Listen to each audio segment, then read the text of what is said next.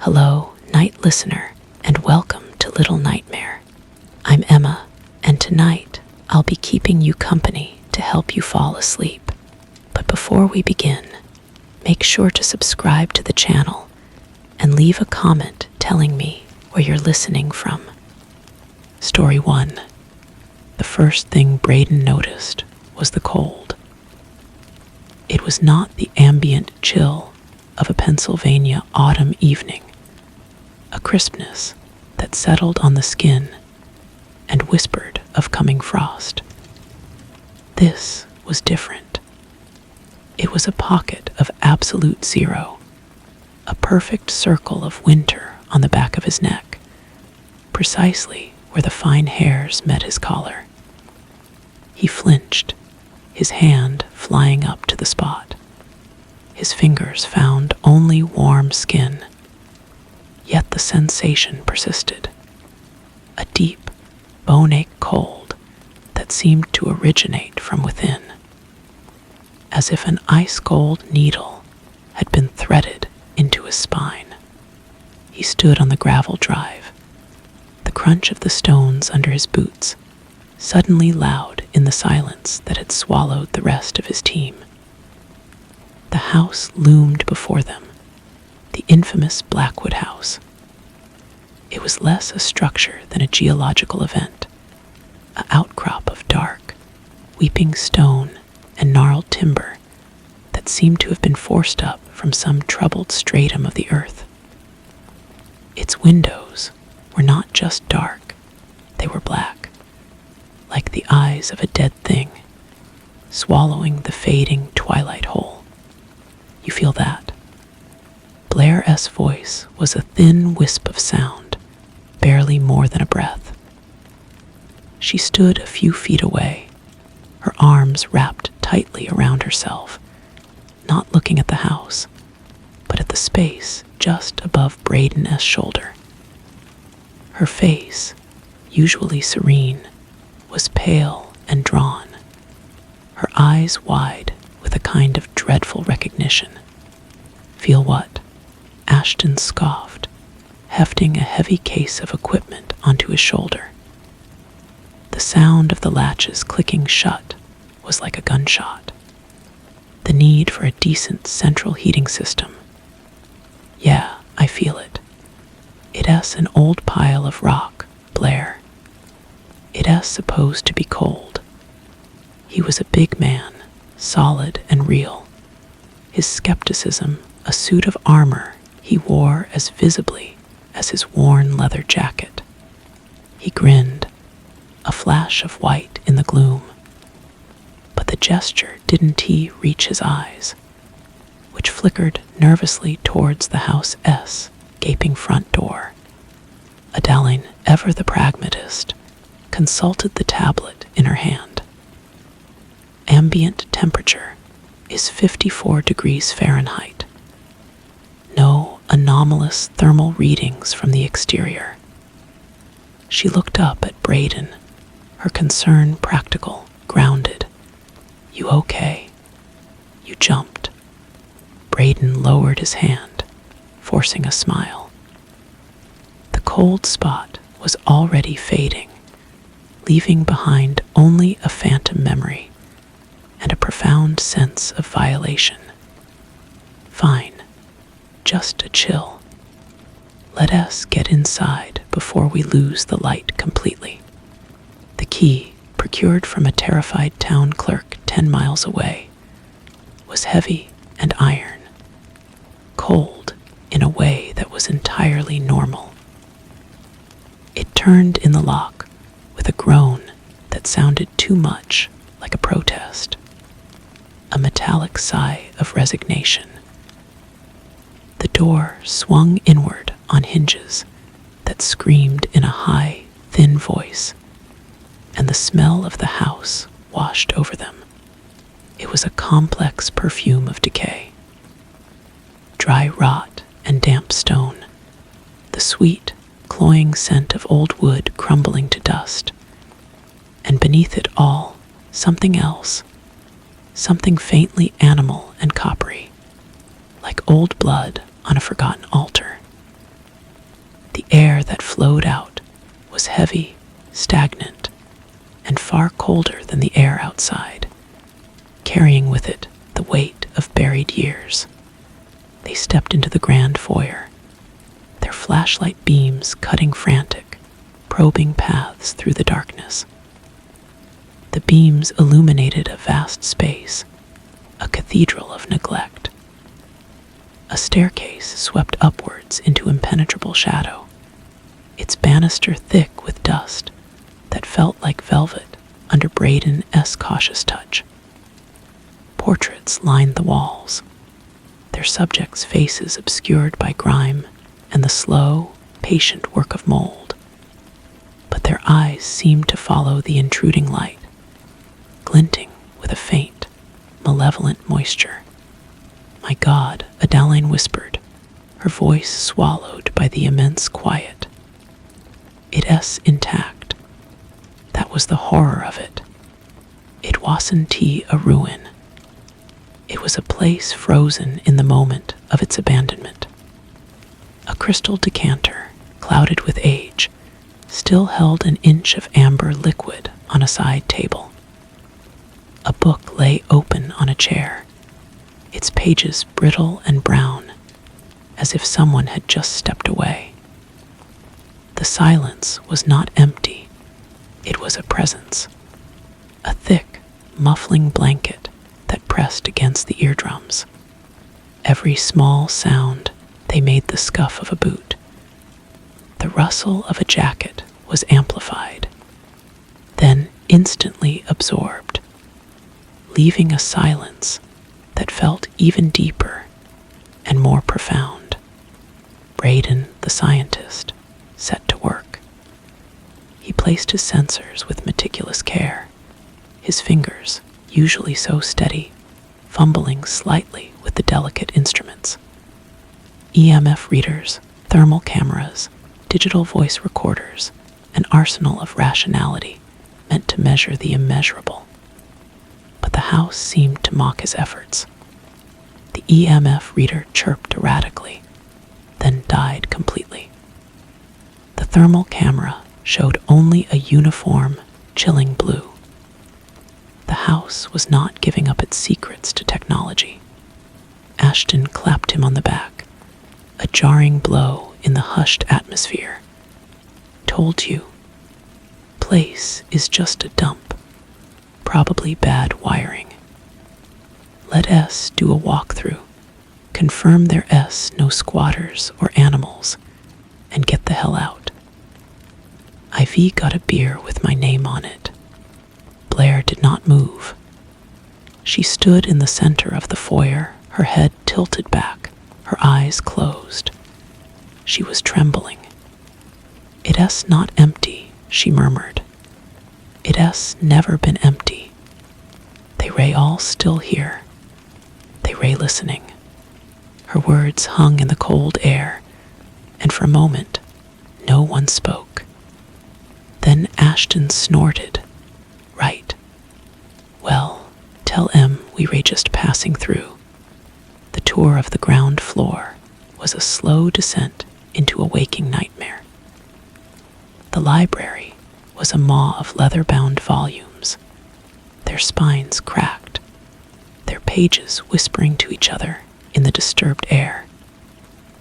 The dining room held a table set for a feast that had never occurred, the china filmed with dust, the silverware tarnished black.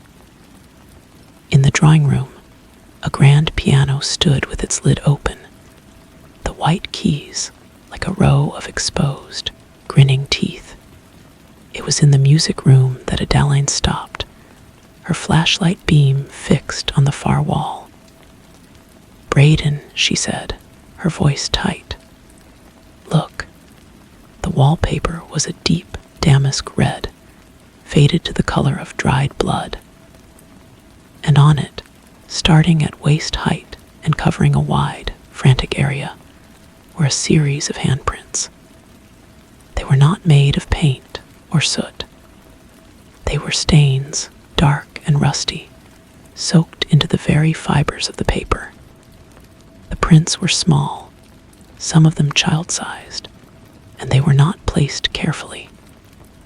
They were smeared, as if someone or something had tried desperately to claw its way through the wall.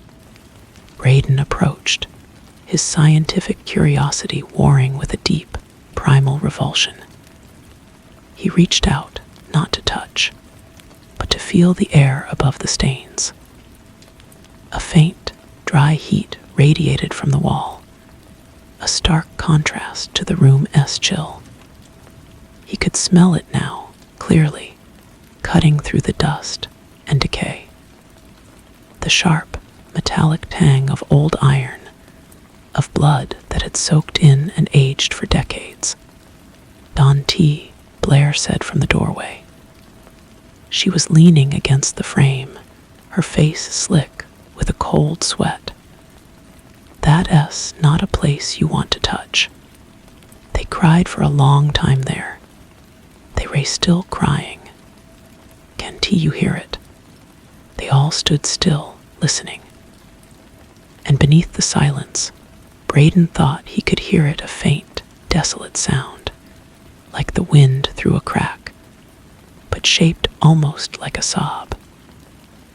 It was the kind of sound that could be explained away as the settling of an old house, the contraction of wood, the whine of a draft. But in that room, with those stains on the wall, it sounded only like one thing: grief, eternal and undying. Ashton, for the first time, had no joke. He stared at the wall, his jaw working, his earlier bravado leaching away into the oppressive air. "Okay," he said quietly. "That's not good." Night fell with a swift finality, sealing them inside Blackwood House. They had set up camp in the library, the least overtly threatening room, laying out sleeping bags on the threadbare Persian rug. The generators hummed outside, powering a few strategic lights that created small islands of illumination in the vast sea of darkness. But the darkness felt aggressive, a living entity that pressed against the light, waiting for a moment of weakness. Braden sat with his recordings, headphones clamped over his ears, listening to the static hiss of the empty rooms. He was searching for electronic voice phenomena, the whispers of the dead. So far, there was nothing but the empty sound of nothingness. He was about to give up when he heard it. A voice, faint and distorted, buried deep in the white noise. It was not a word, but a sound of pure, unadulterated terror. A choked, guttural exhalation that seemed to suck the air from his lungs. It was followed by a soft, wet crunch.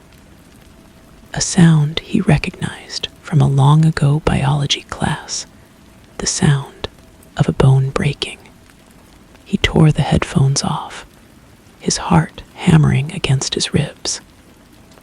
Adaline was asleep. Ashton was staring into the darkness beyond the circle of light, his face a mask of tension. Blair was gone. He found her on the staircase, sitting on the bottom step, staring up into the blackness of the second floor. She was rocking gently back and forth. "They ray getting stronger," she said without turning. "The sun is gone. This is their time. They ray so hungry, Braden. Who Blair, who is here? The ones who lived here, the Blackwoods. But they ray not separate anymore. The house has digested them. Their pain, their cruelty, their pleasures, it's all part of the mortar now. It's a single, hungry thing." She finally looked at him, and her eyes were full of a terrible pity. "You shouldn't have come. You can prove anything. You can only be consumed by it." A loud crash from upstairs made them both jump. It was the sound of shattering glass, followed by the heavy thud of a door slamming shut.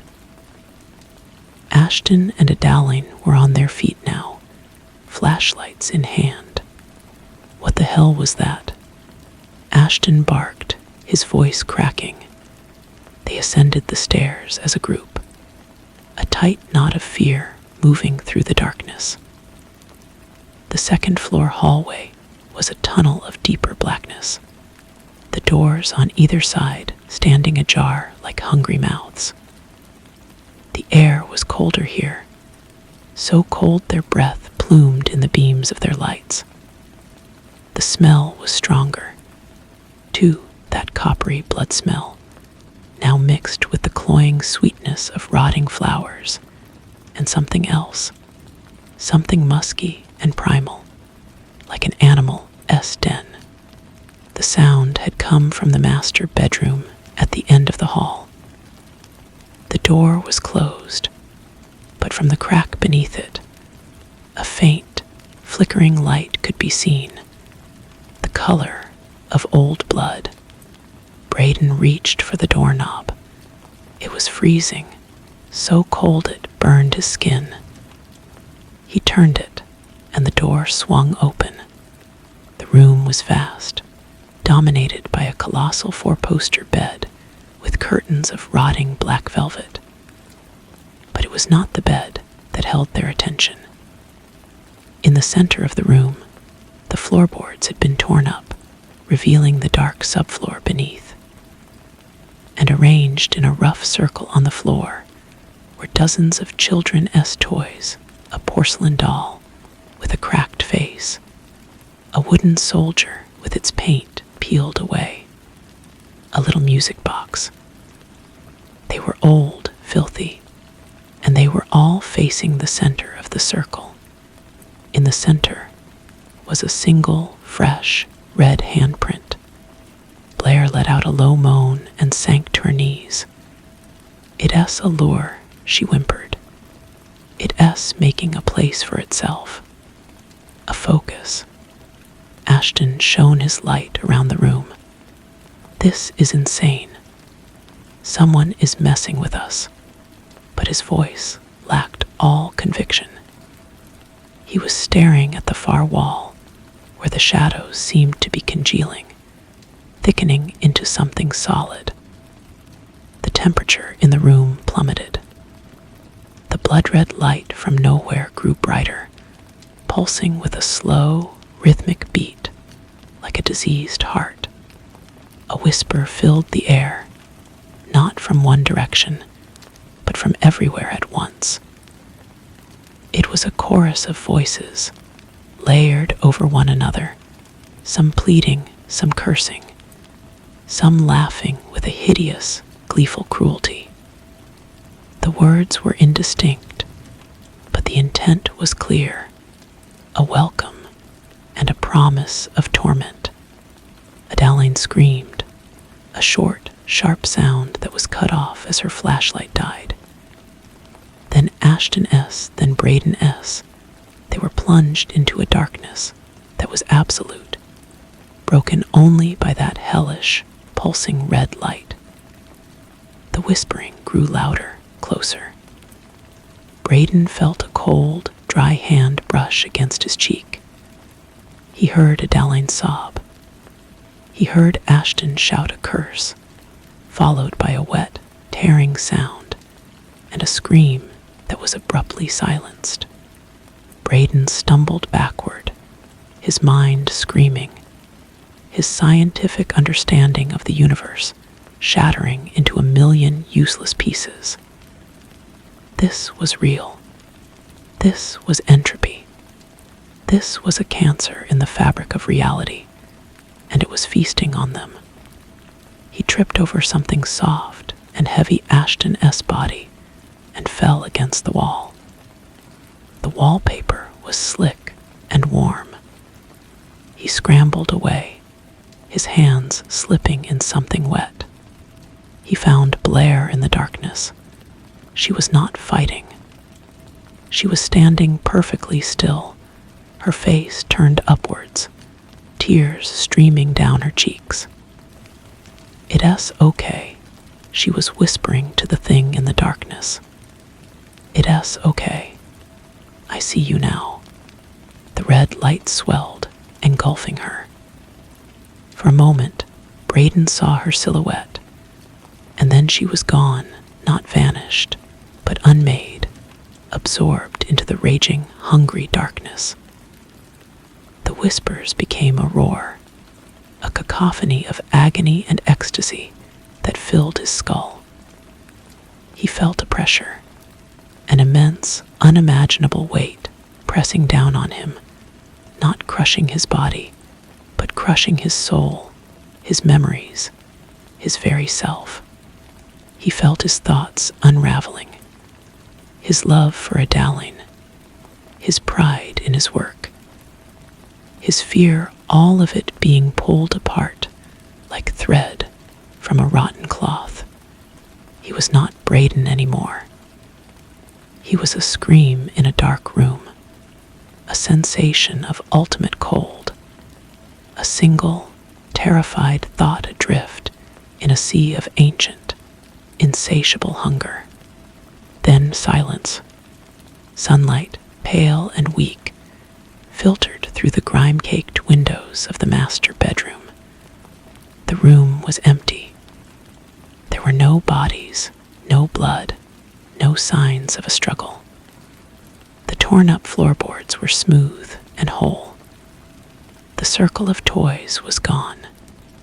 The air was still and cold, smelling only of dust.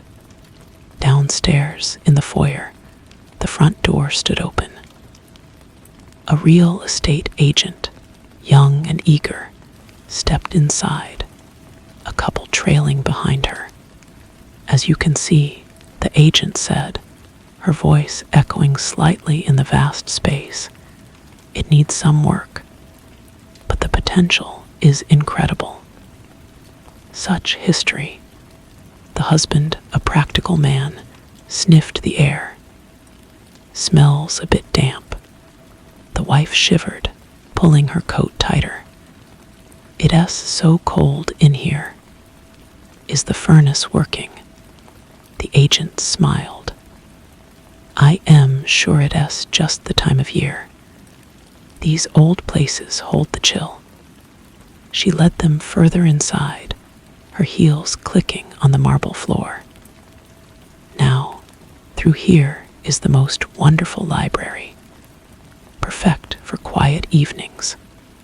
As they moved away, a faint sound could be heard from the top of the stairs, a sound so soft it was almost beneath hearing. It might have been the sigh of a settling floorboard. It might have been the echo of a sob. Or it might have been the sound of the house itself, sated for now, settling down to digest its new memories, to weave the terror of Braden, the defiance of Ashton, the practicality of Adaline, and the sensitivity of Blair into its eternal, growing tapestry of darkness. It was a patient thing. It had all the time in the world. And there would always be new guests, drawn by the price, or the history, or a simple, inexplicable chill on the back of the neck. The story was not over. It was simply waiting for the next page to be turned. The young wife paused at the foot of the stairs, one hand on the dusty banister. She looked up into the shadows. "Did you hear that?" she asked, her voice barely a whisper. Her husband, already following the agent into the library, shook his head. "Just the wind, honey. Probably a loose window pane." He didn't look back. The agent's smile was a little too bright. "It's a very solid house, full of character." She gestured toward the library. "Shall we?" But the wife remained, her gaze fixed on the darkness above. A strange feeling washed over her, not quite a memory, but a sensation.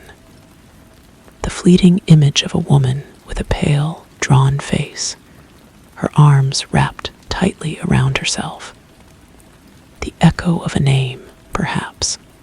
Blair. It was gone as quickly as it came, leaving behind a hollow ache in her chest. Upstairs, in the silence of the master bedroom, a single dust mote drifted through a sunbeam. It settled on the floorboards, right where the circle of toys had been. The air in that spot was fractionally colder than the rest of the room. And if anyone had been there to listen, to truly listen past the silence, they might have heard it. Not a whisper, not a sob, but the faint, dry sound of pages turning, as if in a book no human hand would ever touch. The house was reading, and it was already hungry again. The real estate agent's voice was a cheerful drone from the library, listing square footage and original moldings. The husband was asking about property taxes, his voice practical and dulled by the immense quiet. But the young wife, whose name was Chloe, could not move from the foot of the stairs.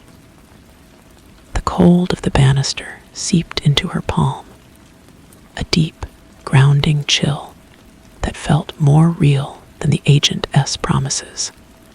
That fleeting image, the name Blair, it had felt like a hook set deep in her mind. She had always been sensitive to places, a fact she usually dismissed as an overactive imagination. But this was different. This was a pressure, a weight of watching.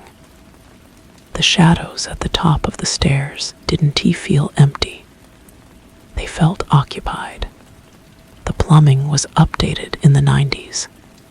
The agent was saying, her voice fading as she led the husband toward the kitchen. Chloe took a step up.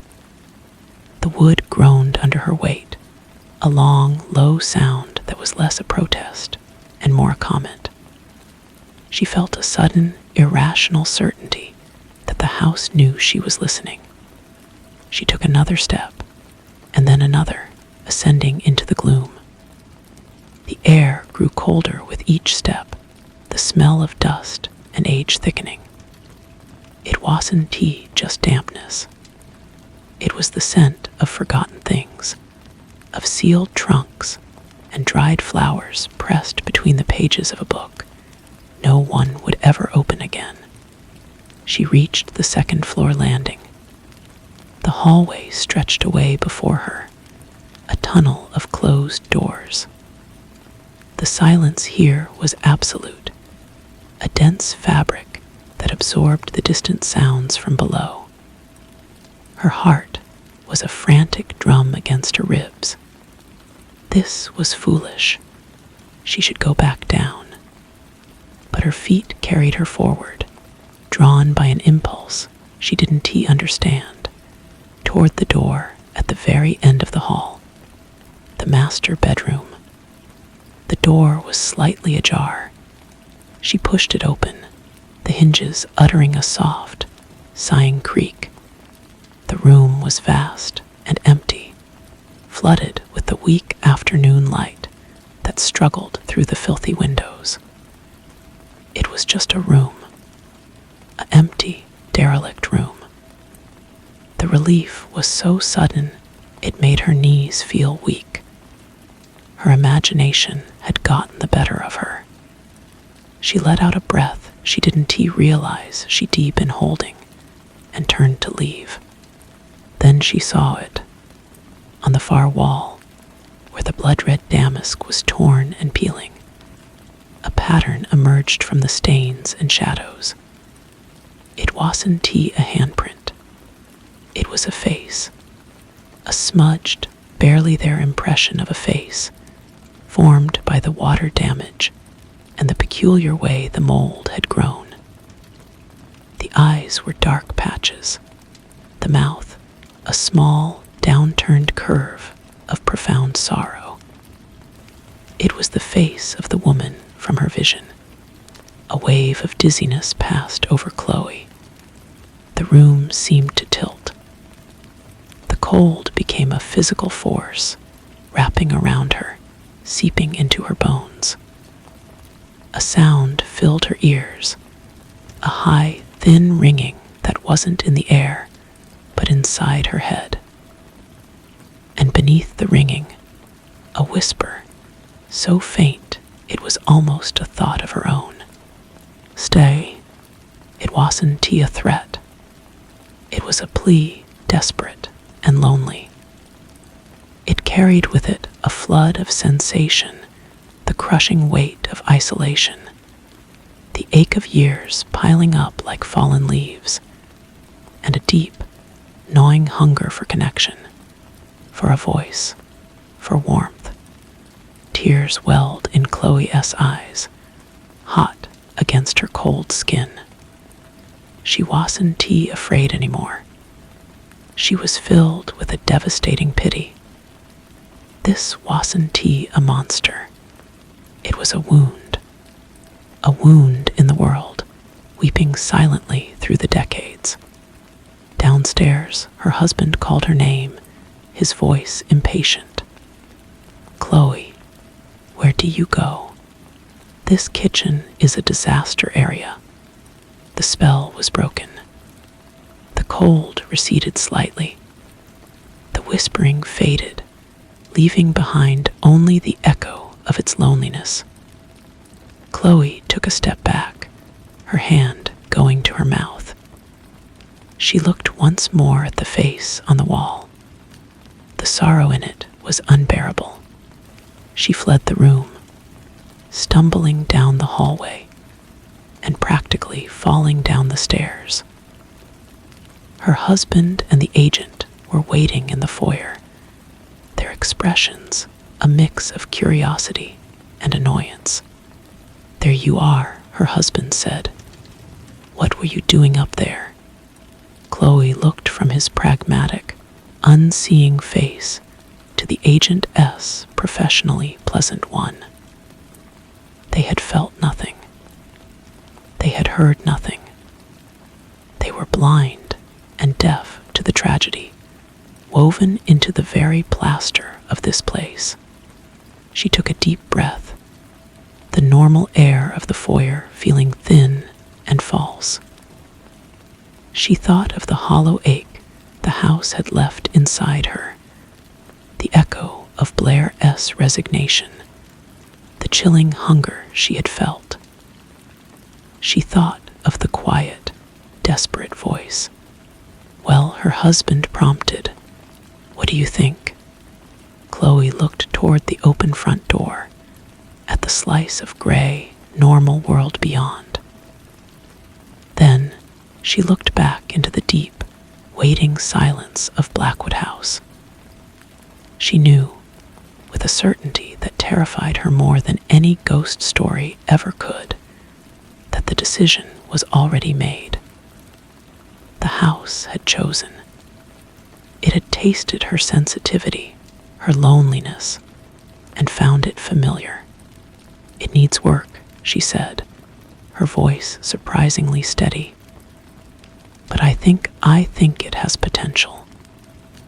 The real estate agent's face lit up with a triumphant gleam. The husband sighed, running a hand through his hair as he calculated the cost of that potential. Later, as their car crunched down the gravel drive, Chloe stared silently out the window. The outline of Blackwood House grew smaller in the side mirror, but the feeling of its gaze never lessened. It was a thread, thin and cold, connecting her to it. Her husband chattered about negotiation tactics and renovation loans, his words bouncing off the glass between her and the world. That night, in their sterile rental apartment, she dreamed. She was standing in the master bedroom, but it was not derelict. fire crackled in the hearth, and the room was warm, furnished with heavy, dark wood. A woman sat at a vanity, brushing her long, dark hair. It was Blair. She looked up, and her eyes in the mirror were not pits of sorrow, but sharp and knowing. She didn't speak, but she smiled, a small, secretive curve of her lips. Then she pointed the hairbrush toward the wall. The floral patterns swirled and shifted, forming not one face, but many Braden S. terrified grimace, Ashton S. defiant scowl, a Dalline S. practical frown. They were all there, watching her. Chloe woke with a start, her heart pounding. The dream felt less like a nightmare and more like an invitation, or a warning she was choosing to ignore. Weeks passed. The paperwork was signed. The sale was final. The practicalities of ownership consumed her husband, Mark.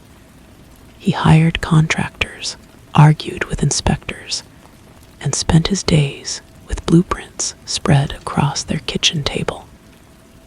Chloe's role was to choose paint colors and light fixtures, but her mind was elsewhere. She started visiting the house alone during the day, while the workmen were there. The noise of hammers and saws should have dispelled the atmosphere. But it didn't. The silence simply retreated, waiting in the corners, pooling in the shadows under the stairs. She began to spend time in the master bedroom, now stripped of its old wallpaper. The face was gone, but the cold spot remained. She would sit in the center of the room, on the bare floorboards, and just listen. At first, there was nothing. Then, faintly, she started to hear it. Not words, but emotions. A wave of sharp, bright fear that was a Dalline. A burst of angry, futile resistance that was Ashton. A deep, analytical curiosity, quickly smothered by dread, that was Braden. And underneath it all, a steady, thrumming current of acceptance that was Blair. She didn't tell Mark. He would have suggested she see a therapist. He was already concerned about her quietness, her distraction. He put it down to the stress of the move. The day the new furniture arrived, a grand four-poster bed for the master bedroom marked a shift. As the delivery men hauled the heavy frame upstairs, Chloe felt a new sensation emanating from the house. It was a low, pleasant hum, a sense of anticipation. It felt like a cat purring as it was being stroked. That night, for the first time, they stayed in the house. They built a fire in the library hearth, and the flames cast dancing shadows that seemed less threatening now, more playful. Mark fell asleep quickly on the new sofa, exhausted. Chloe sat awake, watching the embers die. The house was not silent tonight. It was whispering to her.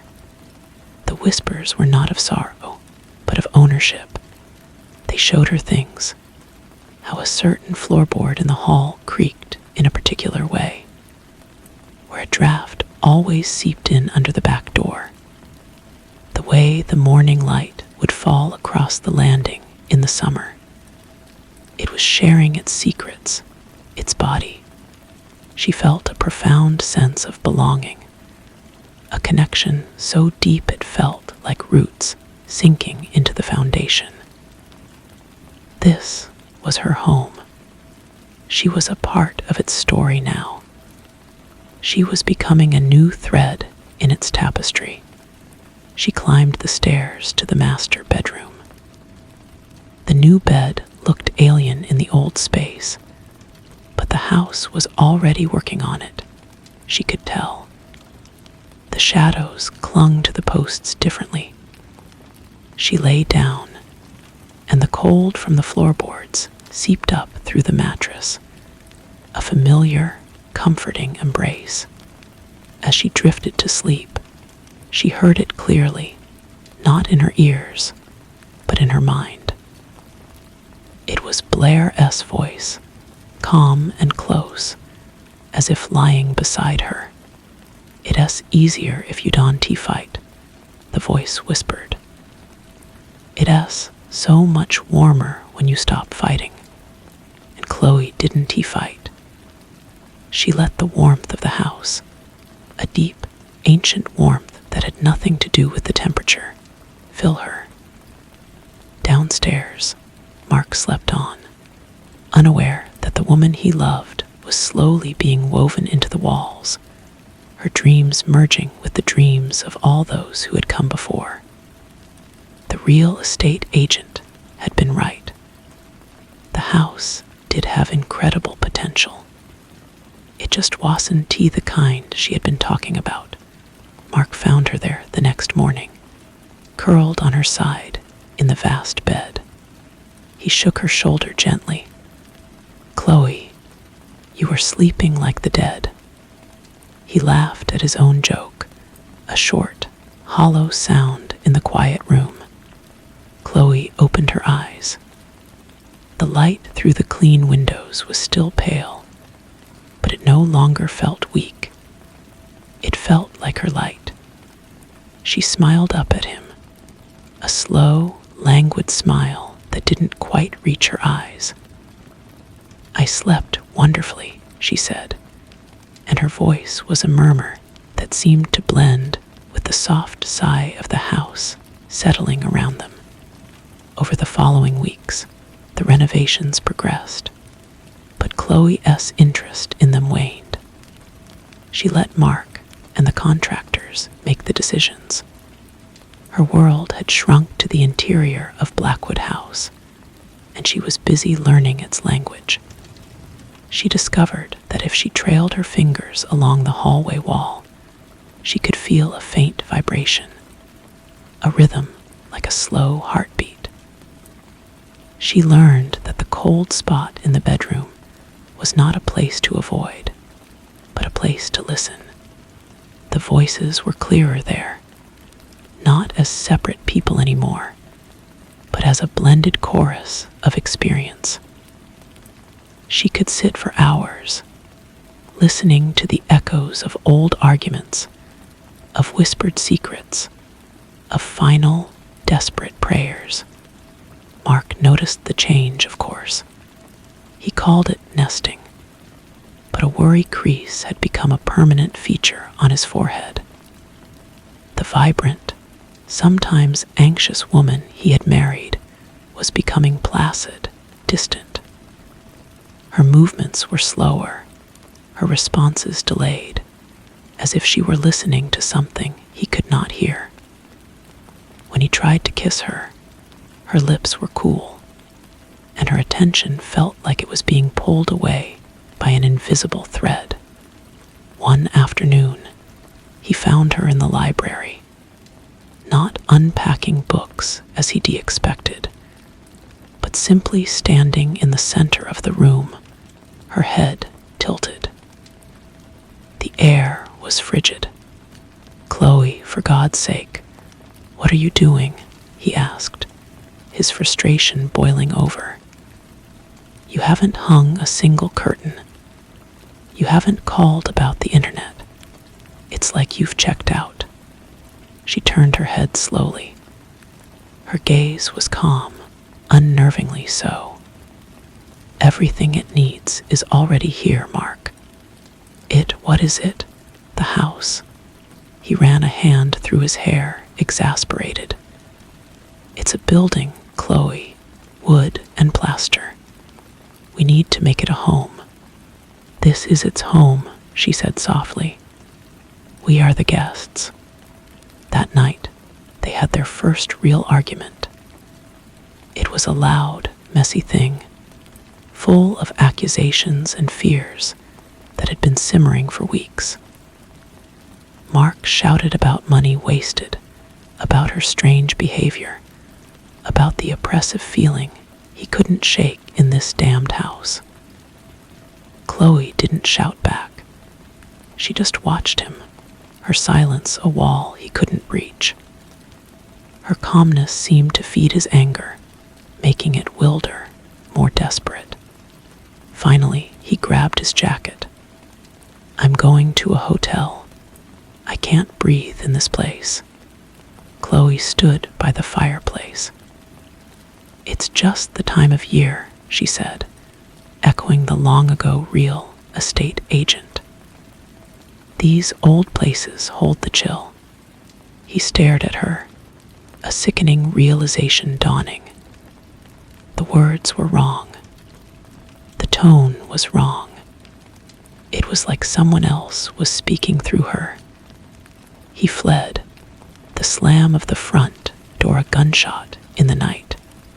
Alone, Chloe walked to the window and watched his taillights disappear down the drive. A profound sense of peace settled over her. The conflict was gone. The house hummed its approval. The whispering voices swelled, welcoming, comforting. They showed her Mark S. face, not as it was in anger, but as a faded photograph in an album that was slowly closing. She went upstairs to the master bedroom. She didn't bother with the lamp. The moonlight was enough. As she lay down, the cold enveloped her, but it was no longer uncomfortable. It was the chill of deep, still water, and she was floating in it. The tapestry on the wall beside the bed seemed to shift in the gloom. The woven threads looked less like flowers and more like intertwined faces, a pattern of which she was now a part. Downstairs, the front door creaked open. Mark had come back. He called her name, his voice thick with regret and fear. His footsteps sounded on the stairs, hesitant at first, then quicker as panic set in. Chloe closed her eyes. She could feel the house tightening around him, the way a throat constricts. The whispers became a low growl in the foundations. The air grew heavy, resistant. She heard him stumble, cry out her name once more, a strangled, gurgling sound that was cut off with a finality that echoed through the halls. Then silence, but it was a different silence than before. It was a full, satisfied silence. A new presence joined the chorus in her mind. It was brief, a flare of shock and betrayal, quickly smothered and absorbed. Mark, his practicality, his love, his fear, it was all here now. Another color in the weave. Chloe sighed, a contented sound. The house was warm.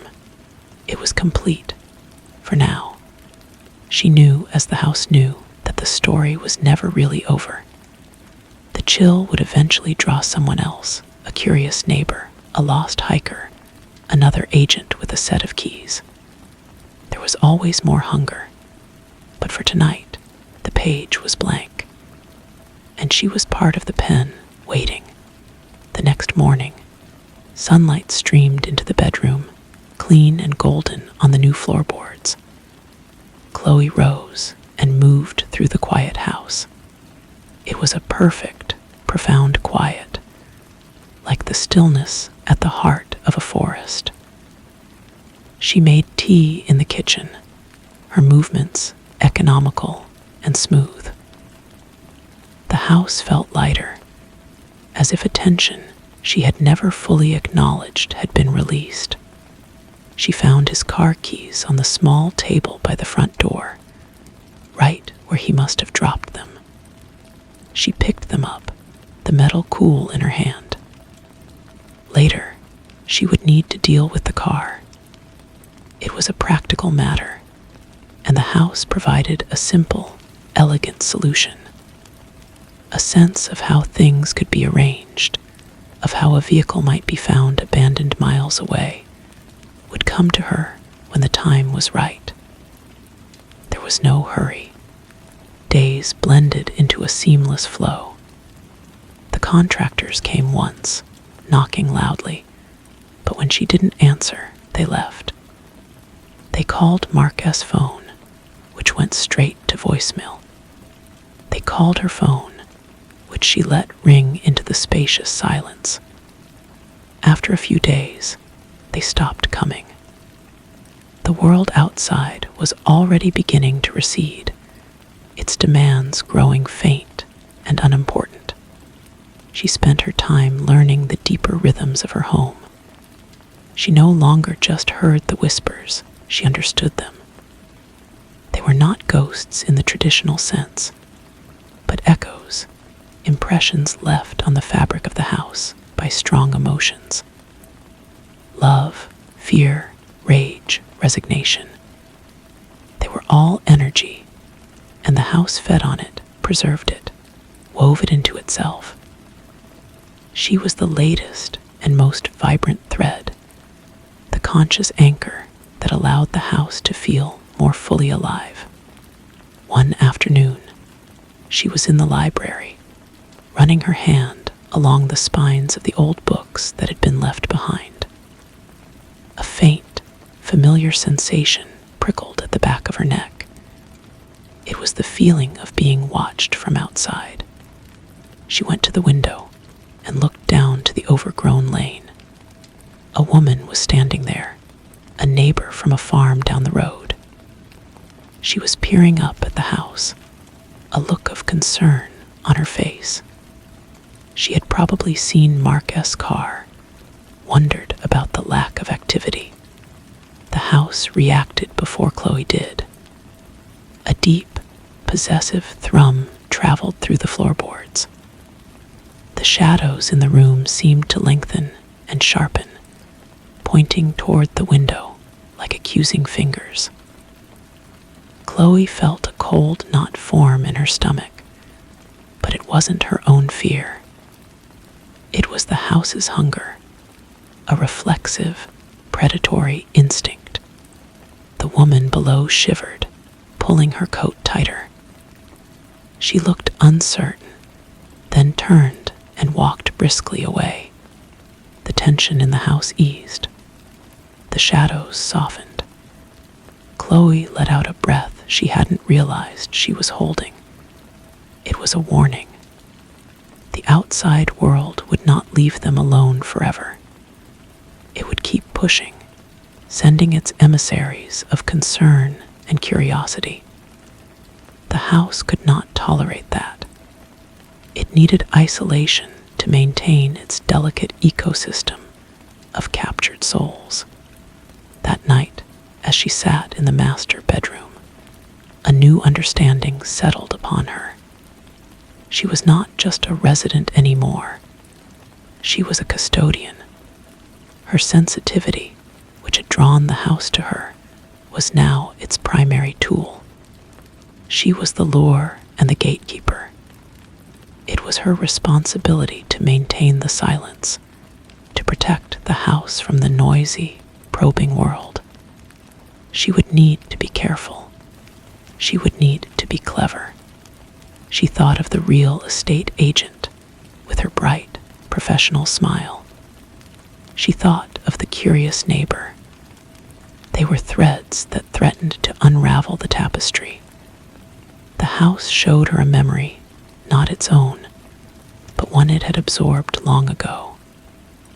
A stranger asking too many questions, a sudden accident with a loose piece of guttering. A quiet, permanent solution. Chloe nodded slowly. It was not a matter of malice. It was a matter of preservation, of hunger. She looked around the room at the walls that held so many stories. She could feel them all around her, a silent, waiting congregation. She was their priestess, and the world outside was full of potential converts. The first real test came with a sharp, official knock on the front door a week later. Chloe watched from an upstairs window as a police officer stood on the step, his posture patient but firm. Mark had been reported missing by his brother. The house grew still around her, a predator holding its breath. She felt its anxiety as a low vibration in her teeth. She went downstairs and opened the door just enough to show her face. She was pale, she knew, and her eyes were large in the dim light. She let the house's energy flow through her, projecting an aura of fragile grief. The officer was polite. He asked about Mark. Chloe's voice was a soft, broken thing as she explained that they had argued, that he had left, that she thought he just needed time to cool off. She twisted the wedding ring on her finger, a gesture of profound sadness that felt both practiced and utterly genuine.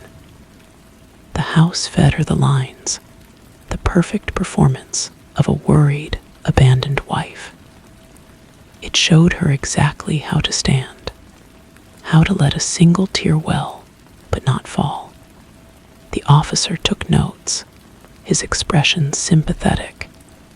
He asked if he could come in. The house tightened around her, a silent scream of refusal. Chloe shook her head gently, bringing a hand to her temple. "I'm sorry," she whispered. "It's just too difficult. Every room reminds me of him." He accepted this. He gave her a card and told her to call if she heard anything. As he walked back to his car, she felt the house's relief wash over her, warm and approving. It had been a successful hunt, not of flesh, but of doubt. They had turned away the threat with a carefully crafted story. After that, she knew she had to be more proactive. The neighbor had been scared away, but the police were a more persistent breed. They would be back. The house agreed. It showed her a path through the woods at the back of the property, an overgrown trail that led to a derelict well, long since covered by rotten boards and creeping ivy. It was a dark, quiet thought, an image of metal and fabric being swallowed by deep, cold water. That night, under a moonless sky, she moved Mark's car. She drove it carefully down the back lane, the house guiding her hands on the wheel, making her aware of every pothole and overhanging branch. She parked it near the old well. The next part was harder, a grim physical task, but the house gave her strength. It was like moving in a dream, her body an instrument of a greater will. When it was done, she replaced the rotted boards, scattering leaves and dirt until the spot looked untouched by time. Weeks turned into months. The police came once more, this time to tell her that Mark's car had been found abandoned near a known hiking trail miles away. The theory was that he had gone for a walk, disoriented by the argument, and had an accident. They offered their condolences. Chloe accepted them with a quiet dignity that felt entirely real. The seasons changed. Autumn painted the woods in fiery colors, then winter stripped the trees bare. Chloe rarely left the house now. Groceries were delivered, and she would retrieve them from the porch after the delivery van had disappeared. She no longer looked like the woman who had first walked through the door. Her hair was longer, her face softer and paler. Her eyes held a new depth, a knowledge that was centuries old. she spent her days in communion with the others. She could sit for hours in the library and feel Adaline S. sharp, efficient mind working alongside her own. She could walk through the garden and feel Ashton S. rebellious anger at the untamed weeds, a feeling she now shared. Braden S. curiosity about the structure of the house became her own, and she understood its every nail and beam. And Blair was always there, a steady, calming presence, teaching her the gentle art of surrender. One afternoon in early spring, she saw a figure coming up the main drive. It was the real estate agent. Her bright red coat a slash of color against the gray landscape. She was carrying a folder and had a determined look on her face. The house stirred, not with hunger, but with a faint sense of amusement. Chloe opened the door before the woman could knock. The Agent S. smile was strained. "Chloe, I was in the area and thought I'd check in. There were some inquiries about the property. Given the circumstances," Chloe smiled. It was a slow, knowing smile that made the agent take a small step backward. "There's no need for inquiries," Chloe said, her voice a soft echo in the quiet air. "We're very happy here. The house has everything we need." The Agent S. eyes darted past her into the dim foyer. She seemed to be looking for something or someone. Chloe didn't answer. She simply continued to smile. The house seemed to lean in around her, its silence becoming a physical pressure. The Agent S. professional demeanor cracked. A flicker of primal fear showed in her eyes. She mumbled an excuse, handed Chloe the folder without meeting her gaze, and almost ran back to her car. Chloe closed the door. The house exhaled, a contented sigh that rustled the dust motes in the sunbeams. It had enjoyed that. She walked to the library and dropped the unopened folder into the fireplace. As the flames took hold, she felt a new presence, faint but distinct, join the chorus in her mind. It was the Agent S. brief, sharp burst of terror, a spicy new flavor in the House S. eternal meal. She turned and looked out the window at the long, empty drive. The house was quiet again, sated for now. But she knew, as she settled into her chair by the hearth, that the gravel would eventually crunch under another set of tires. There would be another knock on the door, and she would be there to answer it, the perfect guardian, the living heart of Blackwood House. The years folded into one another like the pages of a well-loved book. Chloe S.'s reflection in the window panes became a ghost of its own, a pale woman with eyes that saw more of the past than the present.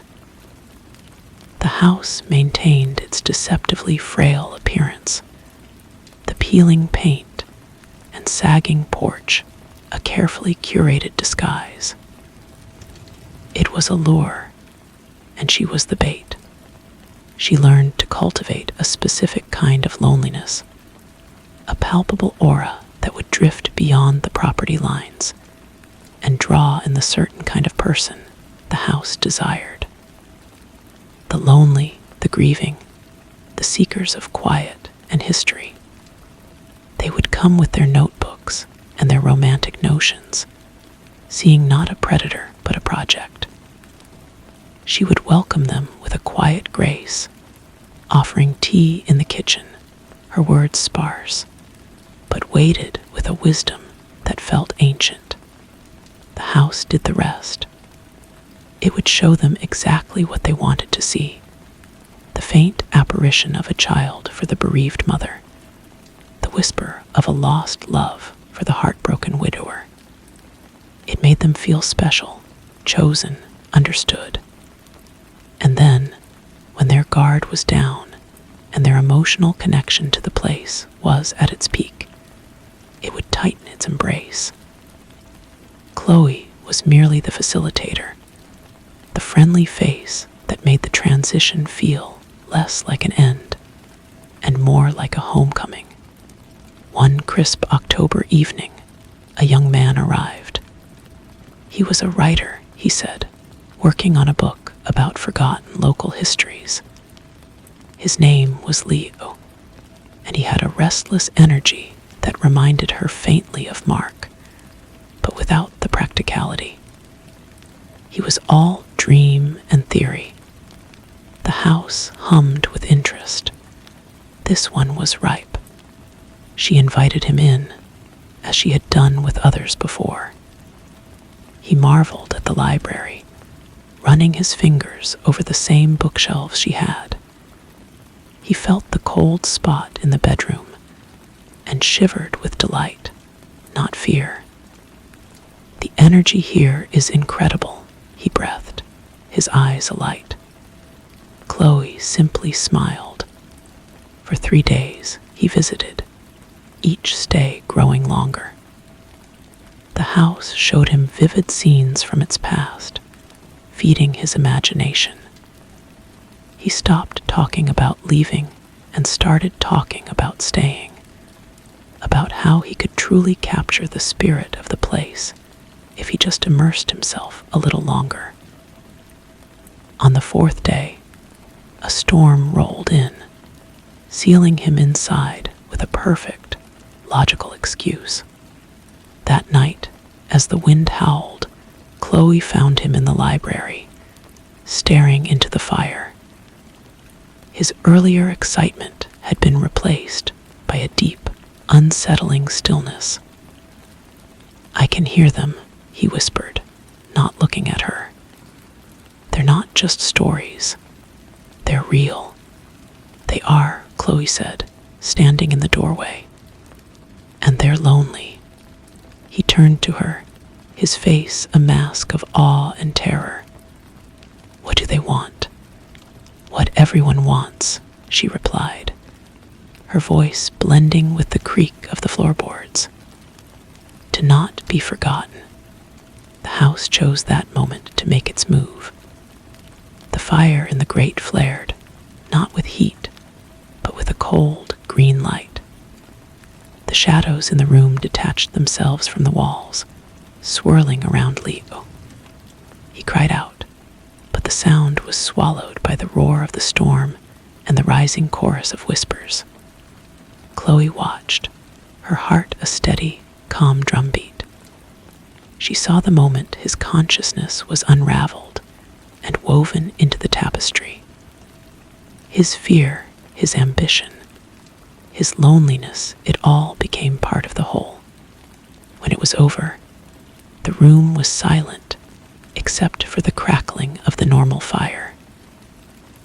Leo was gone. All that remained was a new, vibrant thread in the house's consciousness, a writer whose story was now eternally intertwined with Blackwood.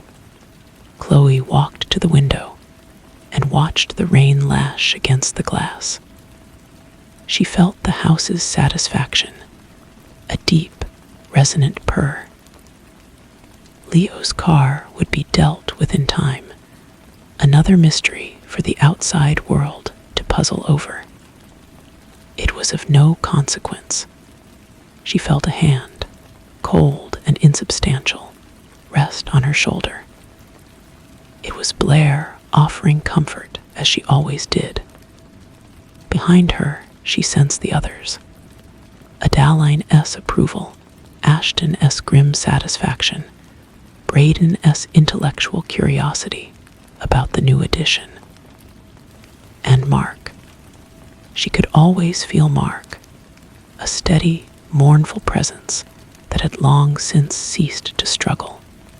She was no longer just the custodian or the guardian. She was the house, and the house was her. The line between them had blurred into nothingness.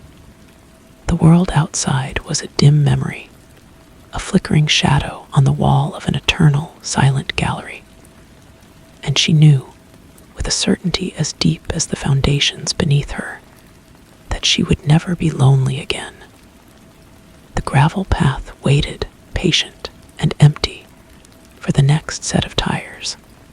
The silence after the storm was absolute. Leo's essence settled into the walls, a new flavor of intellectual fervor and creative despair that the house savored slowly. In the following days, Chloe found herself jotting down phrases in a leather-bound journal she had not touched in years. They were not her words. They were Leo's, bleeding through from the collective consciousness, fragments of the book he would never finish. The house was using her hand to complete his work, a silent, posthumous collaboration. Spring arrived, and with it, a different kind of visitor. A woman from the Historical Society, armed with a large bag and a determined expression, appeared on the doorstep. She was older, with a no-nonsense demeanor that reminded Chloe of a Dowling. She was there to document the House's architecture, she said, for a preservation grant. She was not susceptible to romantic notions of ghosts. Her interest was in brick and mortar, in joists and lintels. The house perceived this as a different kind of threat, not one of emotion, but of cold, hard fact. It did not want to be documented, to be understood by the outside world in any concrete way. Its mystery was its protection. Chloe allowed the woman inside, feeling the house's unusual agitation. As the woman took measurements and photographs, her tape measure clicking and her camera flashing, the atmosphere grew thick. A bookshelf in the library groaned and shifted, as if the floor beneath it had sagged a century in an instant. The woman looked up, startled, but then shrugged, making a note about structural instability. She was immune to the whispers, to the cold spots. She was a practical woman, and the house's traditional lures were useless. Chloe felt a new directive form in her mind, not a whisper, but a clear, sharp command. It was simple, physical, and direct. As the woman climbed the narrow attic stairs, focused on the beam structure above, Chloe, moving with the house's silent guidance, gave the loose banister at the top of the stairs a single, precise push. The crack was loud and dry. The woman cried out, a short, sharp sound of surprise that was cut off by the heavy thud of her body meeting the steps below. Then, silence. Chloe walked down and stood over her. The woman was still breathing, but unconscious, a trickle of blood darkening her gray hair. The house was calm now, its problem solved. It showed Chloe what to do. It was not a matter of malice, but of tidiness. The old root cellar, long forgotten, with its earthen floor, would accept this offering without a trace.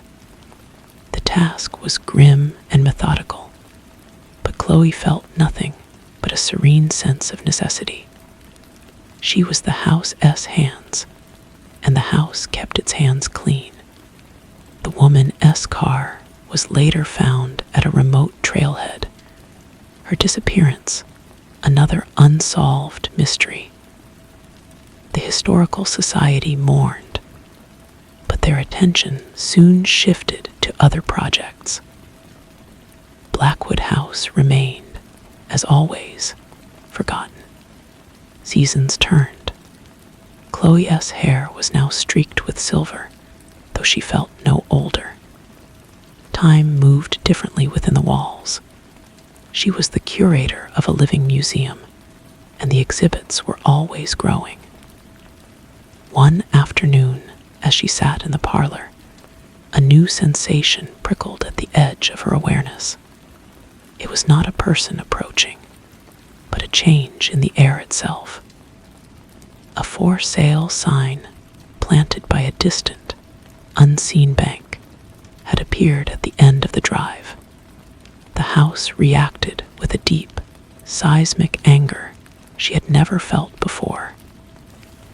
This was not a single thread to be absorbed, but a systemic threat to the whole tapestry. The very idea of sale, of new owners, of change, was an abomination. The walls seemed to lean in, the air growing heavy with centuries of stubborn defiance. Chloe felt the house S will solidify into a single, immutable purpose. It would not be sold. It would not be changed. It would defend itself, and it would use her to do it. She saw a vision of paperwork lost, of lawyers growing uneasy for no reason, of potential buyers feeling a wave of inexplicable dread as they walked up the path. The house would weave a story of legal entanglements and bad luck so dense that no one would dare touch it. She smiled, a thin, cold expression. Let them try. She went to the window and watched the wind tug at the bright, offensive sign. It was already tilting slightly. By morning, it would be flat on the ground, its post mysteriously rotted through. It was a small thing, a first gesture. There would be more. There was always more. The house was hungry, and it was patient. And she was its will made flesh. Story 2. The silence in our house was not an empty thing. It was a presence, thick and heavy as velvet, a silence that had weight and texture. It was the silence of a held breath, of a stopped clock, of dust settling in a room where no one had lived for a long, long time. I used to lie in my bed, 17, and aching with a loneliness I couldn't name, and listen to that silence. It wasn't the absence of sound. It was a sound all its own, a low hum just below the range of hearing, a vibration that came up through the floorboards and into the bones of my skull. It was the first thing I noticed when I woke, and the last thing I felt before sleep finally, mercifully, took me. It was the sound of my mother's absence, a hole in the world she had left behind. My name is Eugene. This was in the town of Blackfield, a place cupped in a valley where the sun set early and the rains came often, leaving the streets gleaming like oil under the sodium lamps. The town had a way of holding onto things, of preserving them under a film of damp and quiet. It was a town for leftovers, for forgotten things. And I was one of them. The summer I found the car, the silence had become unbearable. I took to walking the grid of streets beyond our neighborhood, past the tidy houses with their trimmed lawns, into the older, wilder parts where the trees grew close, and the garages were packed with the skeletons of other lives. It was on one of these walks, down a lane choked with Queen Anne's lace and the scent of hot tar, that I saw it. It was tucked behind a sagging chain-link fence, half hidden under a mildewed canvas tarp that had been pulled back by the wind. The shape called to me, a long, low silhouette that spoke of a different era. I slipped through a gap in the fence and approached it. The air grew cooler. I pulled the tarp away, and the dust motes danced in the sudden light. It was a 1957 Plymouth Fury, a car I knew only from old books. But this one was not the cheerful candy apple red of the advertisements.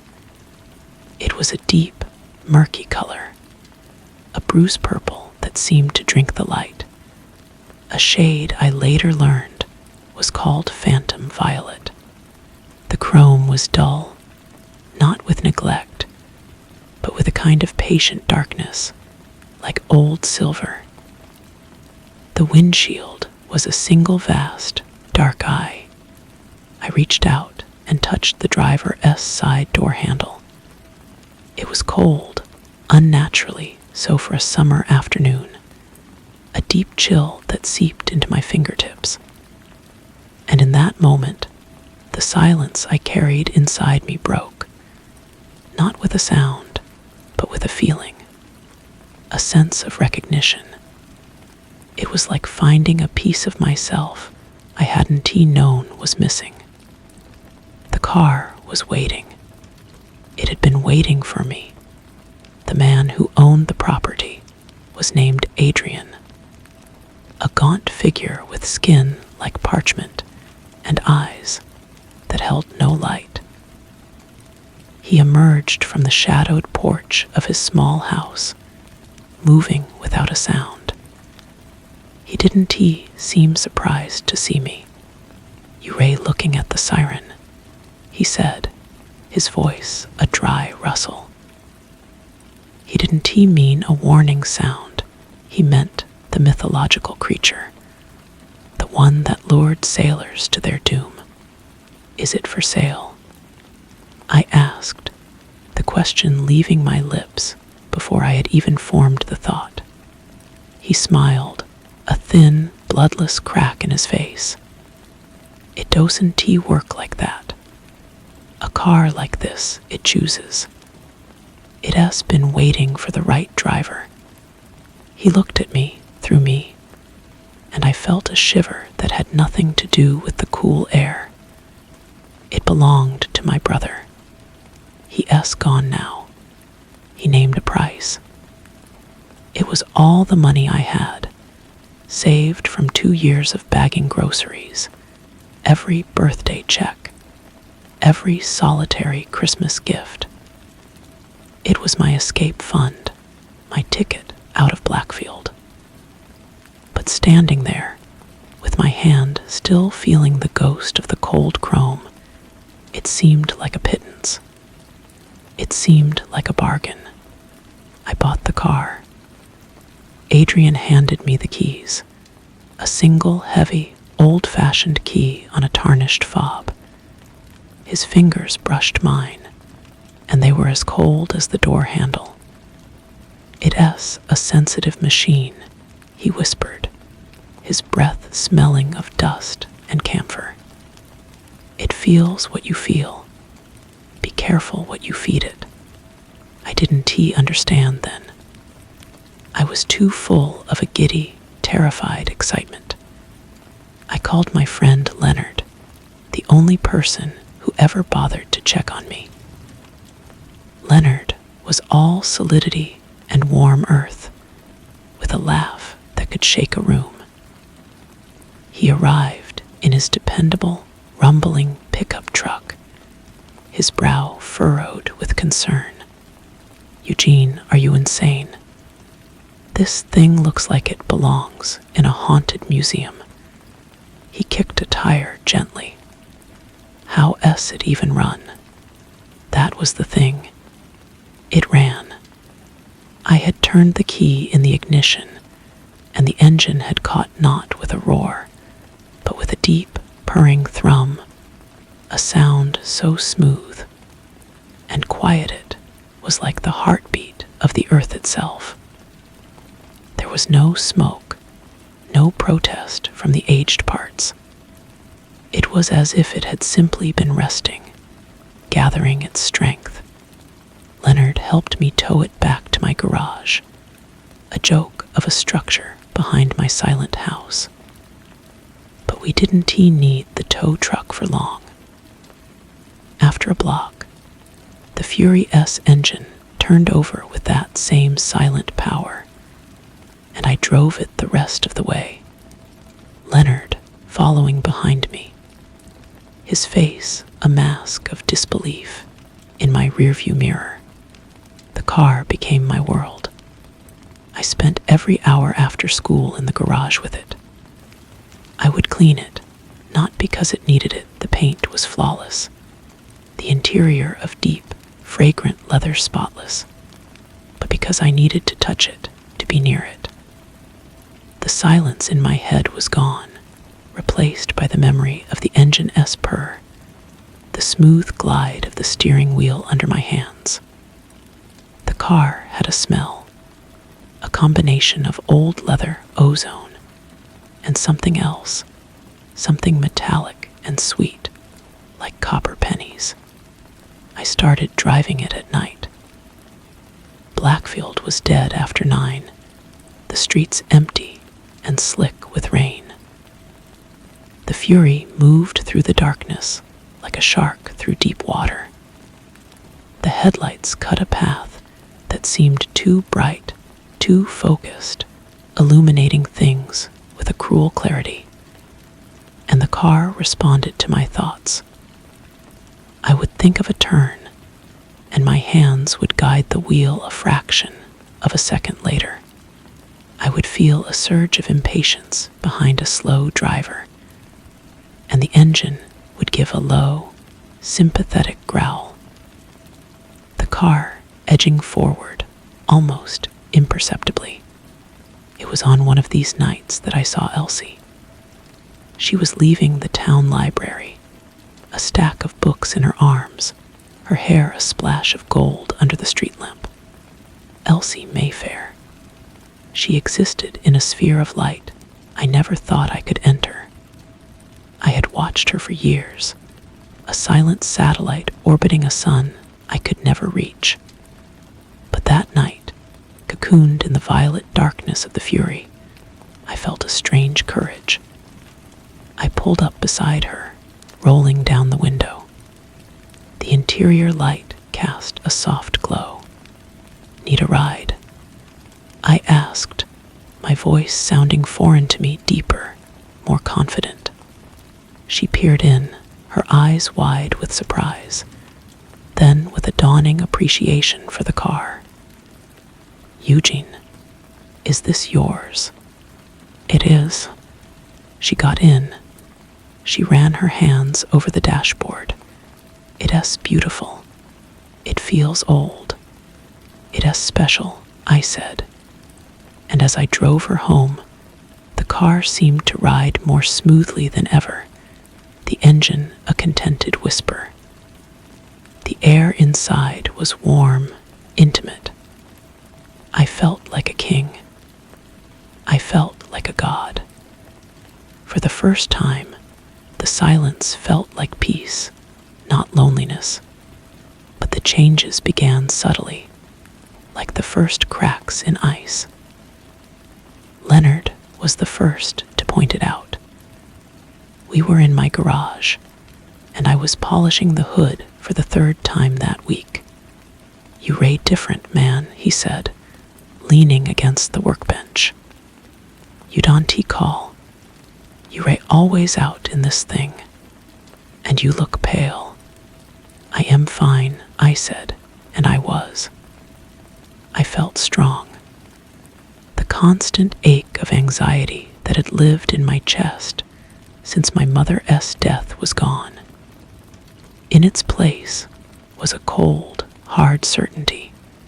It's this car, Leonard insisted, his voice dropping. There's something wrong with it, Eugene. I feel it. It gives me the creeps. It's too quiet. I laughed, A short, sharp sound that didn't he sound like me. You ray jealous. His face fell, and I felt a twinge of something remorse. Perhaps, but it was quickly smothered by a wave of irritation. The car seemed to hum in agreement, a vibration I felt through the soles of my feet. The omens accumulated. I drove past Adrian S. house one evening on a whim. The place was dark, boarded up. A neighbor was out watering his lawn.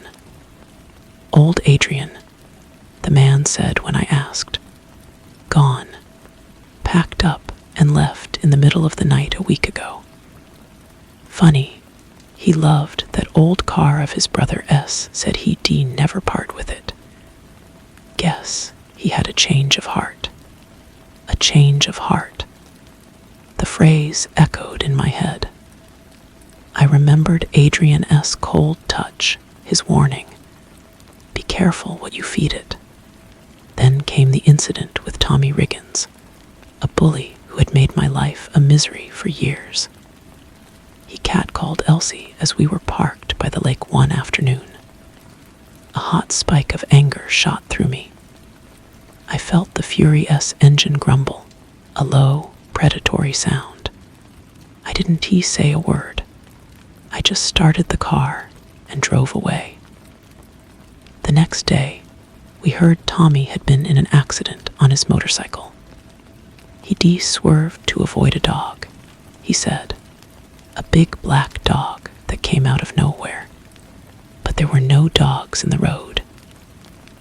There were, however, long, faint scratches on his bike's paintwork, the same color as the murky purple of my car.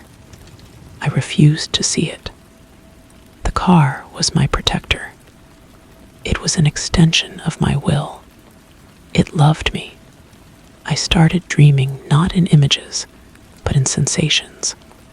The feel of cool leather, the smell of ozone, the sound of perfect, weightless motion. I would wake up with the taste of metal in my mouth, my sheets damp with a cold sweat. The line between driving and dreaming began to blur. I find myself parked somewhere I didn't remember driving to. The twilight deepening around me. The car's engine ticking as it cooled, as if it had just finished a long run. The climax began on a night of fog, a thick, woolly blanket that swallowed the world. Elsie and I had argued. She had said the same things as Leonard, that I was changed, that I was cold, that the car scared her. Her words had felt like a betrayal. The anger was a cold fire in my gut, and the fury responded, its engine a hungry snarl as I sped through the murky streets. The fog made the headlights into two solid, glowing tunnels, and the world outside ceased to exist.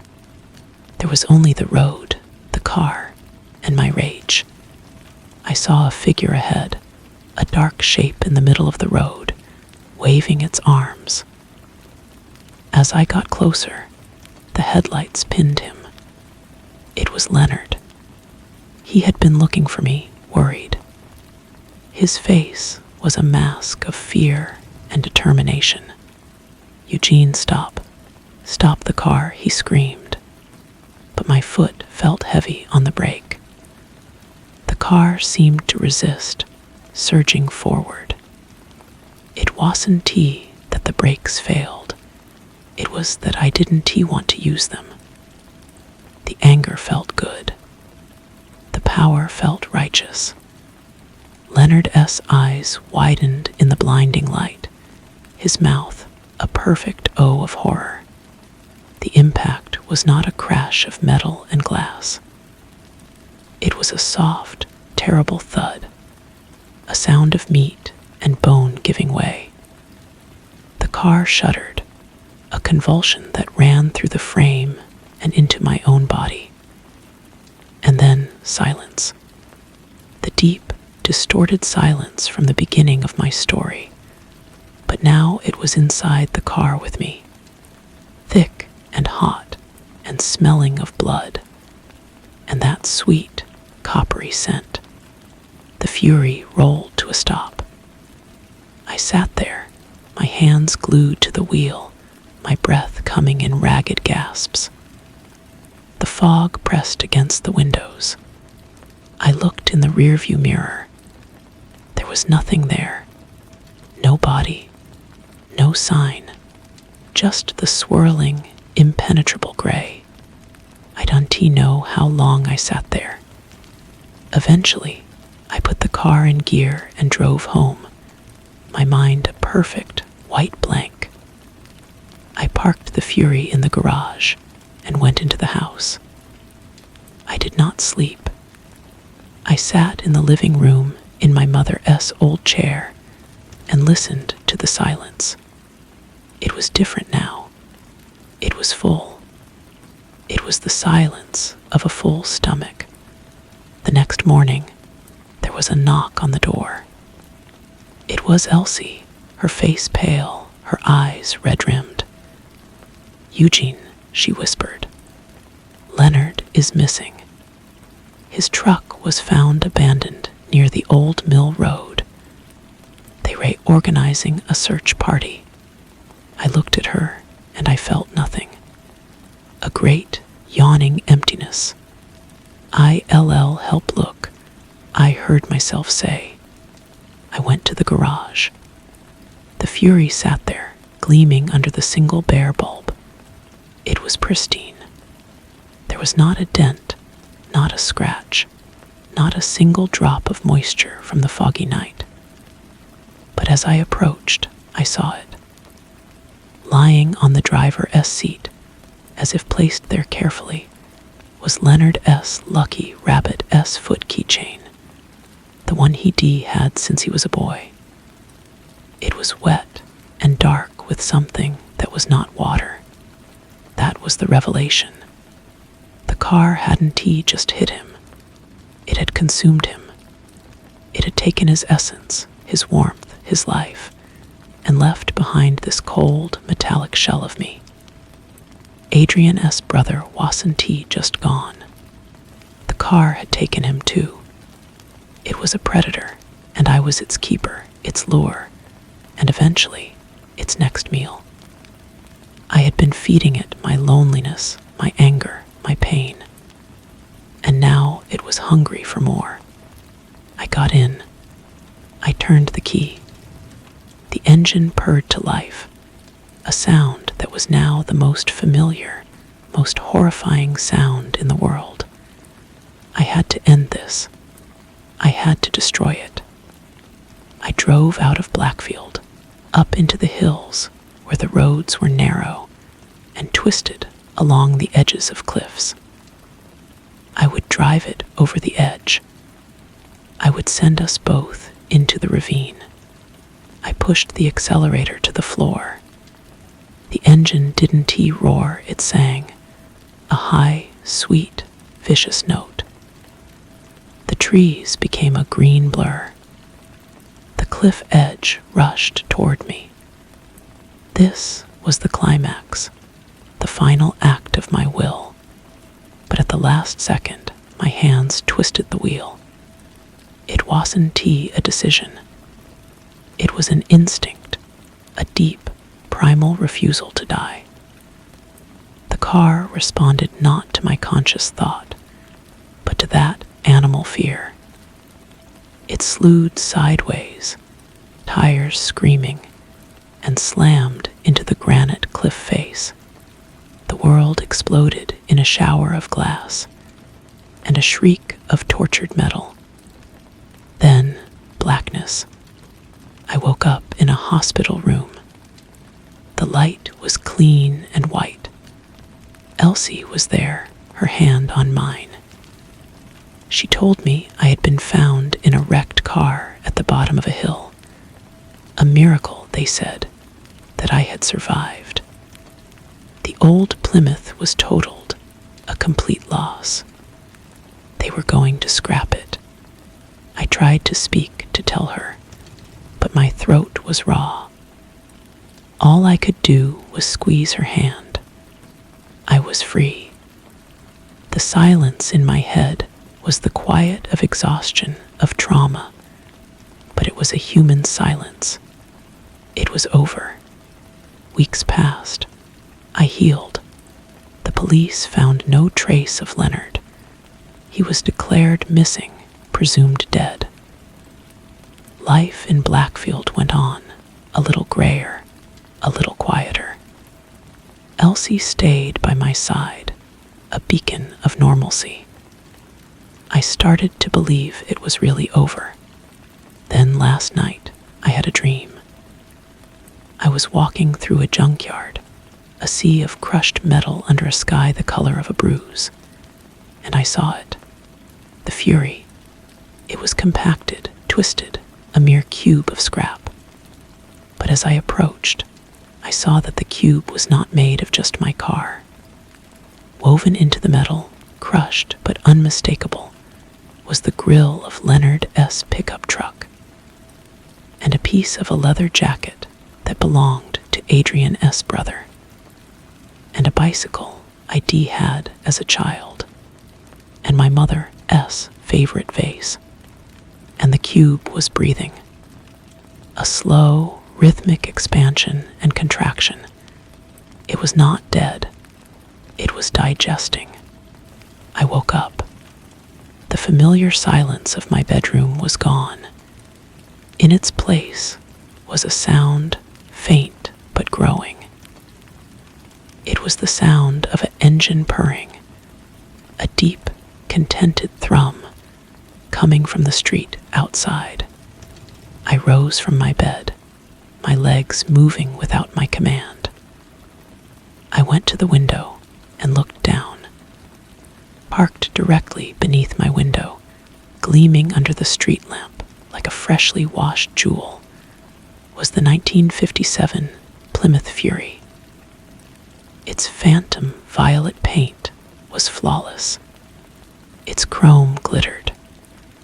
The driver S side window was down, and sitting in the driver S seat, his face pale and his eyes empty, but wearing a small, peaceful smile, was Leonard. He turned his head slowly and looked up at me. He raised a hand, not in a wave, but in a beckoning gesture. The engine purred a little louder, a sound that was not an invitation, but a summons. It was a sound I knew as well as my own heartbeat. The car was not done with me. It had never been about ownership. It was about belonging. I was part of its collection now, another piece of its long, cold history. And I knew, with a certainty that settled deep into my marrow, that I would go down. I would get in the car. The hunger was gone from my life, replaced by a terrible, silent fullness. The story is over. Or perhaps it is just beginning. The edges of the room are softening now, the details of the wallpaper blurring into the purple twilight outside. The sound of the engine is the only real thing. It sounds like coming home. He did not need to speak. I heard the words as clearly as if they were my own thoughts. The engine idled, a patient, rhythmic sound that seemed to sync with my slowing heartbeat. My hands were flat against the cool window pane, and I could feel the vibration traveling up my arms. A familiar sensation I had both craved and feared. I turned from the window. The room was a shell, a diorama of a life I no longer lived. Elsie S. perfume still lingered on the pillow, a ghost of warmth in the chilling air. I did not bother with a jacket or shoes. Such things were irrelevant now. I walked out of my bedroom, down the stairs, each step feeling lighter than the last. front door swung open before I touched it, a gust of wind pushing it inward. Or perhaps it was the car's will. The night air was still and heavy. The street was empty except for the fury. Leonard watched me, his expression unchanging, a mask of serene vacancy. As I approached, the passenger door swung open silently, an invitation. The interior light came on, illuminating the deep red leather, which looked like old blood in the dim glow. I paused at the door, one foot on the running board. I looked at Leonard, really looked at him. His eyes were the same brown they had always been, but the light behind them was gone. They were polished stones. Yet, there was no pain in his face, no fear. There was a completeness, a finality that I envied. I slid into the passenger seat. The door closed itself with a soft, solid thud. The smell was the same as I remembered old leather, ozone, and that sweet, coppery tang. But it was stronger now, richer. It was the smell of a crowded room. Leonard did not speak. He put the car in drive, and we pulled away from the curb with that same unnaturally smooth motion. He drove with an effortless precision, his hands resting lightly on the wheel. I looked in the rearview mirror. The back seat was not empty. Shadows shifted there, forms without distinct features, but I felt their presence. A coldness radiated from them. I recognized one silhouette, gaunt and patient. Adrian-'s brother. Another was smaller, a woman-esque shape I knew from old photographs. My mother. They were all here. The car-esque collection. We were not driving on the roads of Blackfield anymore. The street lamps faded, and the world outside the windows dissolved into a deep, swirling purple, the same color as the car's paint. There was no road, only a sense of forward motion, of gliding through an endless twilight sea. I felt a hand on my shoulder. It was Leonard's, but it was cold, the cold of the door handle, the cold of the key. There was no pressure, only a weight. It was not a gesture of comfort, but of claim. A final connection. I leaned my head back against the seat and closed my eyes. The silence that had haunted me my whole life was gone, not broken, but fulfilled. It was the silence of the deep ocean, of a finished symphony. The purr of the engine was not a sound, but a vibration that passed through the leather, the metal, and into my bones, rearranging me, making me part of its machinery. I opened my eyes and looked at the dashboard. The chrome was beginning to look soft, its edges blending with the violet metal. My own hands on my lap were becoming translucent.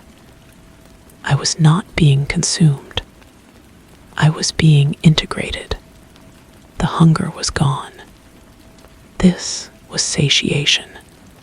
The last thing I saw was the vast, dark eye of the windshield, and in its reflection, I did not see my own face. I saw the car, and I was smiling. We drove on into the perpetual twilight, a completed set. The siren had her crew, and the silence was perfect. The motion was eternal. There was no speed, no sense of time passing, only the gentle, rocking glide through the violet haze. I could feel the others around me, not as individuals anymore, but as currents in a single stream. Their memories were not stories, but textures the rough canvas of Leonard S. Old Jacket, the smooth, worry stone Adrian S. brother carried in his pocket, the faint scent of my mother S. lilac perfume. These sensations wove together into the fabric of the car, into the purr of its engine. I had no body to turn, no voice to speak, but I could direct my attention. I looked toward the driver's seat. Leonard S. form was becoming more pronounced, more solid, as if the car was finishing its work on him. He was no longer just an occupant. He was a fixture, as integral as the steering column or the gear shift.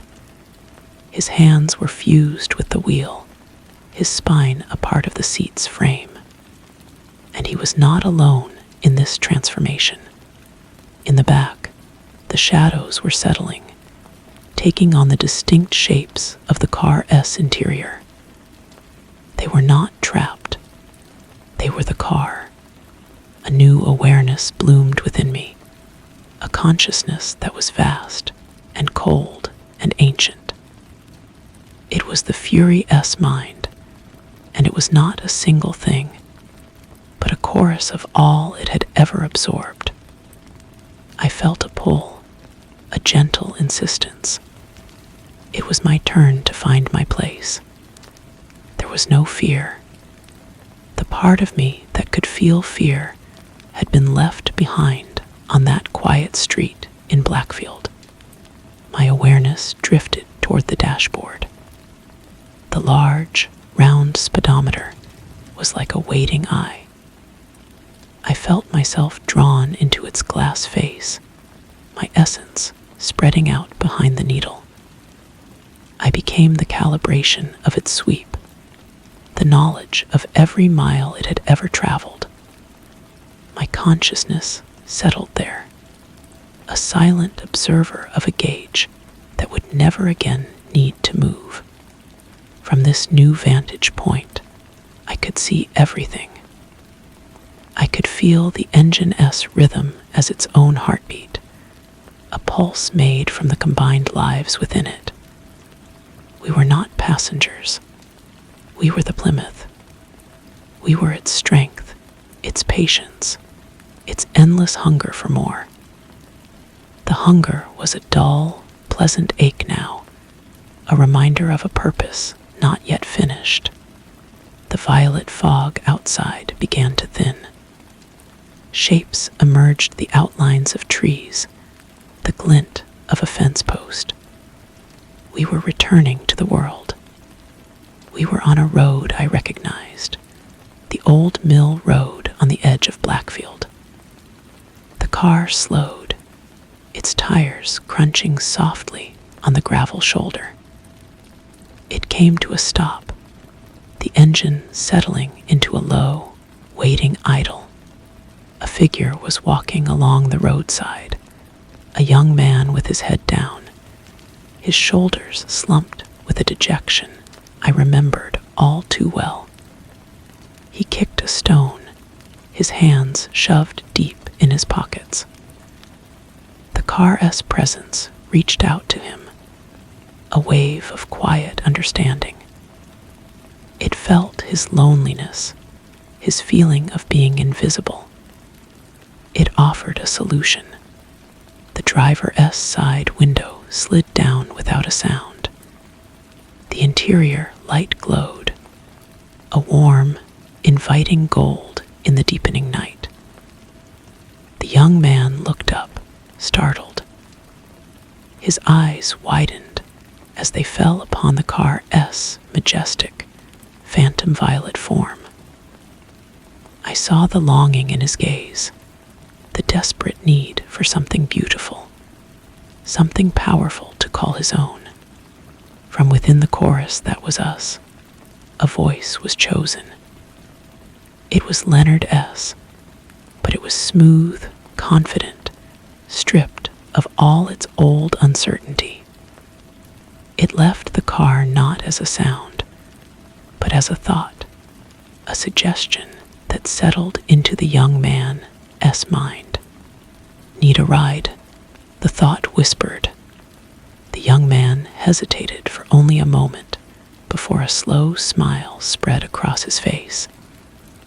He walked toward the open door, his steps quickening with a new purpose. He saw only the beauty. He felt only the promise.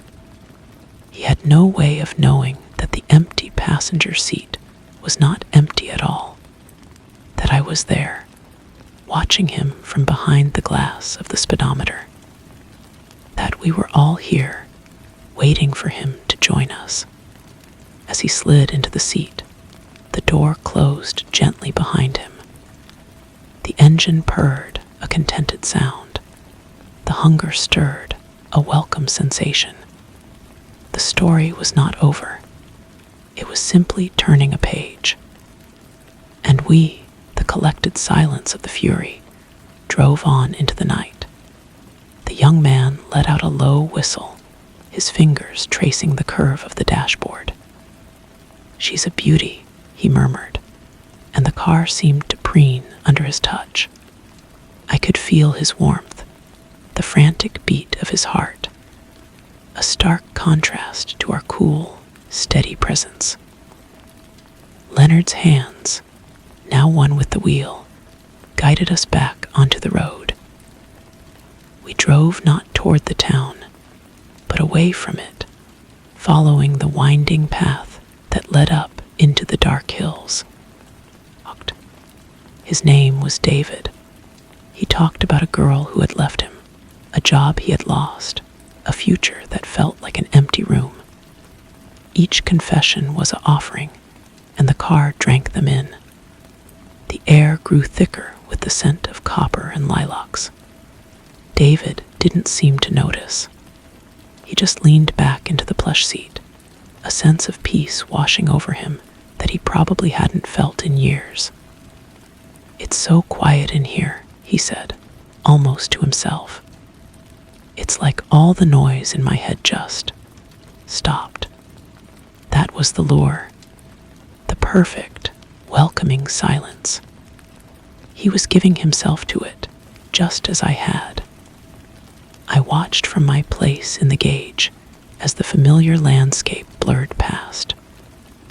We were approaching the cliff road, the site of my failed rebellion. David looked out the window at the dizzying drop, but there was no fear in his eyes, only awe. "This is amazing," he whispered. The car began to accelerate, not with a roar, but with a deep, gathering hum.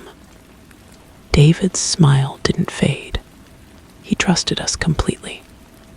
The cliff edge rushed toward us, a black line against the starry sky. This time, there was no swerve, no crash. At the very precipice, the world outside the windshield did not show the ravine below. Instead, the violet haze returned, swallowing the view. We drove straight over the edge and into the endless twilight. David gasped, but it was a sound of wonder, not terror. He looked at Leonard, seeking an explanation, but Leonard's peaceful smile was the only answer. I felt a shift then, a new process beginning. David's form began to soften at the edges, his solidity starting to bleed into the ambience of the car. His confusion melted away, replaced by the same serene acceptance we all possessed. The hunger was sated for now. A new texture wove itself into our being, the bitterness of a failed romance, the sharp anxiety of unemployment. They became new notes in the engine's song. David was finding his place. I felt him drawn toward the radio, his essence becoming the faint, static-laced music that would forever whisper from its speaker. We were whole again. We were hunting again. The The fury turned its consciousness back toward the world of the lonely and the broken, its phantom violet glow a beacon in the perpetual night.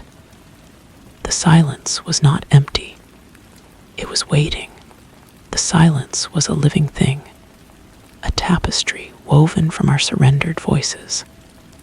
We drifted on the edges of Blackfield, a ghost in a machine, our headlights cutting through the mist like patient, searching eyes. The town slept, unaware of the predator gliding through its veins. We found our next one by the old train depot. A woman, her coat pulled tight against the chill, sitting on a bench with a single suitcase at her feet. The air around her vibrated with a fresh, sharp grief. It was a potent scent, and the car responded with a gentle, sympathetic purr as we rolled to a stop beside her. The passenger window descended. No words were needed. The invitation was in the warm glow of the interior, in the profound, promising quiet that spilled out onto the platform. She looked up, her face streaked with tears. She saw the beauty, the solidity, the escape. She stood, her movements slow and heavy, and opened the door. As she settled into the seat David had once occupied, I felt her sorrow seep into us. It was a rich, dark thread, adding depth to our collective soul. Leonard guided us away from the depot, and the woman leaned her head against the window, her sobs quieting until they were just a tremor. "It's so peaceful," she breathed, and her eyes closed. We did not drive toward the cliffs this time. We simply drove until the town lights faded behind us, and the road dissolved into the familiar, swirling purple. Her integration was swift, a quiet absorption. Her grief became the soft, worn grain of the leather on the back seat. Her lost love became a faint, perpetual chill in the air conditioning. We were growing. The chorus of silence was becoming a symphony. I had no mouth, but I could taste the memories of everyone we had gathered.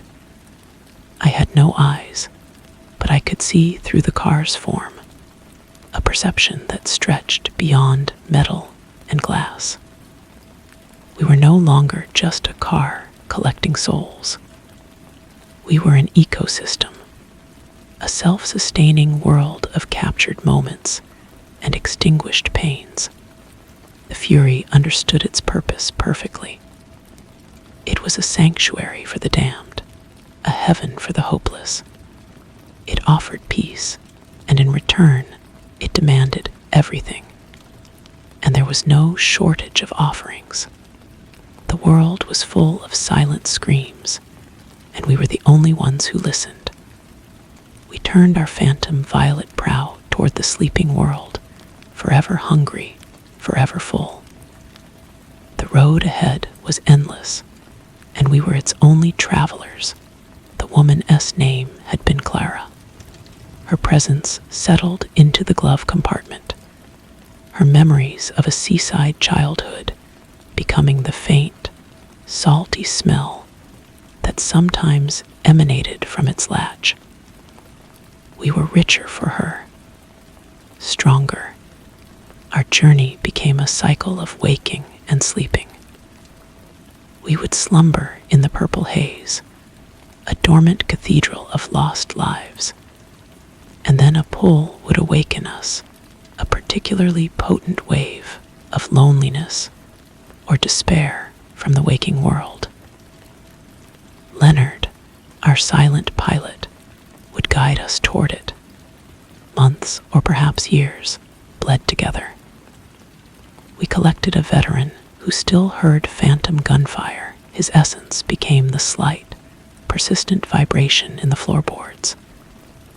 we collected a waitress who had spent her life being overlooked. She became the perfect, reflective surface of the rearview mirror. Each new soul found its niche, its purpose within our whole. The Fury was a meticulous curator. One night, the pull was different. It was not a slow, aching sadness, but a sharp, frantic energy.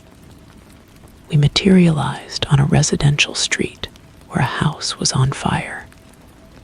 Orange flames licked at the night sky, and the air was thick with smoke and the screams of onlookers.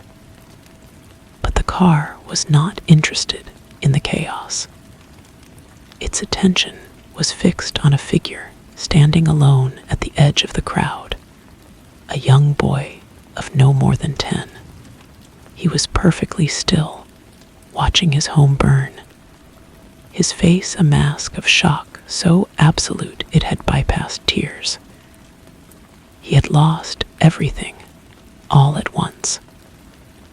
The void around him was immense. The Fury rolled to a stop beside him. The door swung open. The boy didn't look at the car's beauty. He simply saw it as an escape from the unbearable reality. He climbed in, his small body trembling. He smelled of smoke and utter loss. As we drove away, the sounds of the fire faded into nothing.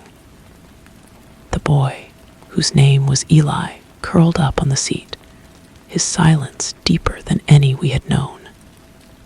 The car seemed to handle him with special care. His integration was not a blending, but a preservation. He did not become part of the upholstery or the dials. Instead, he became the faint, warm spot on the passenger seat that never quite faded, a permanent impression of a Child S form. His lost future became a new quality of our Engine S, per a hopeful, yearning note that had never been there before. It was after Eli joined us that I felt the first new impulse from the collective consciousness. It was not a desire for another soul. It was a desire for a place. A specific location tugged at our awareness, a coordinates of profound emptiness. Leonard turned the wheel, and we drove with a new sense of destination. We emerged from the twilight haze onto a long, deserted highway that cut through a desert. The sky was a vast, black canvas dotted with countless stars. We drove for miles until we reached a pull-off overlooking a great, dark canyon. The Fury came to a stop at the very edge, its headlights illuminating nothing but empty space. And then we waited. The engine was silent for the first time since I had gotten in. The silence was different, too. It was not the silence of fulfillment, but of anticipation. The stars above seemed to pulse in rhythm with our collective heartbeat. A new understanding unfolded within me. We were not just collecting, we were returning. This canyon, this void, was a place of gathering for things like us. We were not the only hungry silence. We were waiting for the others. The story was not just turning a page. It was beginning a new volume. And we, the Fury, were ready. The weight stretched. A silence so deep it felt like the bedrock of the world. Then, a pinprick of light appeared far down the canyon rim. It grew, resolving into a pair of headlights, yellowed and dim with age. Another car, a long, low sedan from a forgotten decade, pulled up alongside us. Its paint was the color of dried blood, and its silence was not peaceful, but predatory. I could feel the presence within it, a chorus of angrier, more violent sorrows. No words passed between our vehicles. None were needed. An acknowledgement flowed from them to us, a grim recognition. We were kin in this desolate purpose. Then, as silently as it arrived, the sedan turned and glided back into the darkness, its taillights vanishing like dying embers. We were not alone. The world was vast, and it held other collectors, other silences.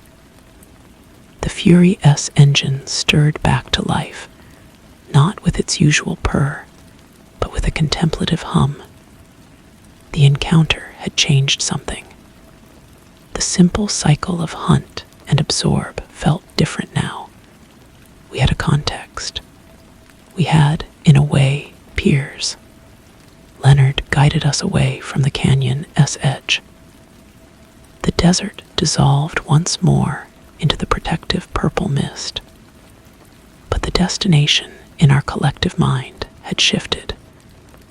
We were not seeking a single, broken soul. We were drawn to a place where many silences gathered, where the air was thick with the static of unspoken pain. We found ourselves materializing on the outskirts of a city, larger and more tangled than Blackfield. It was a place of concrete and neon, where loneliness was a commodity and despair was buried under noise.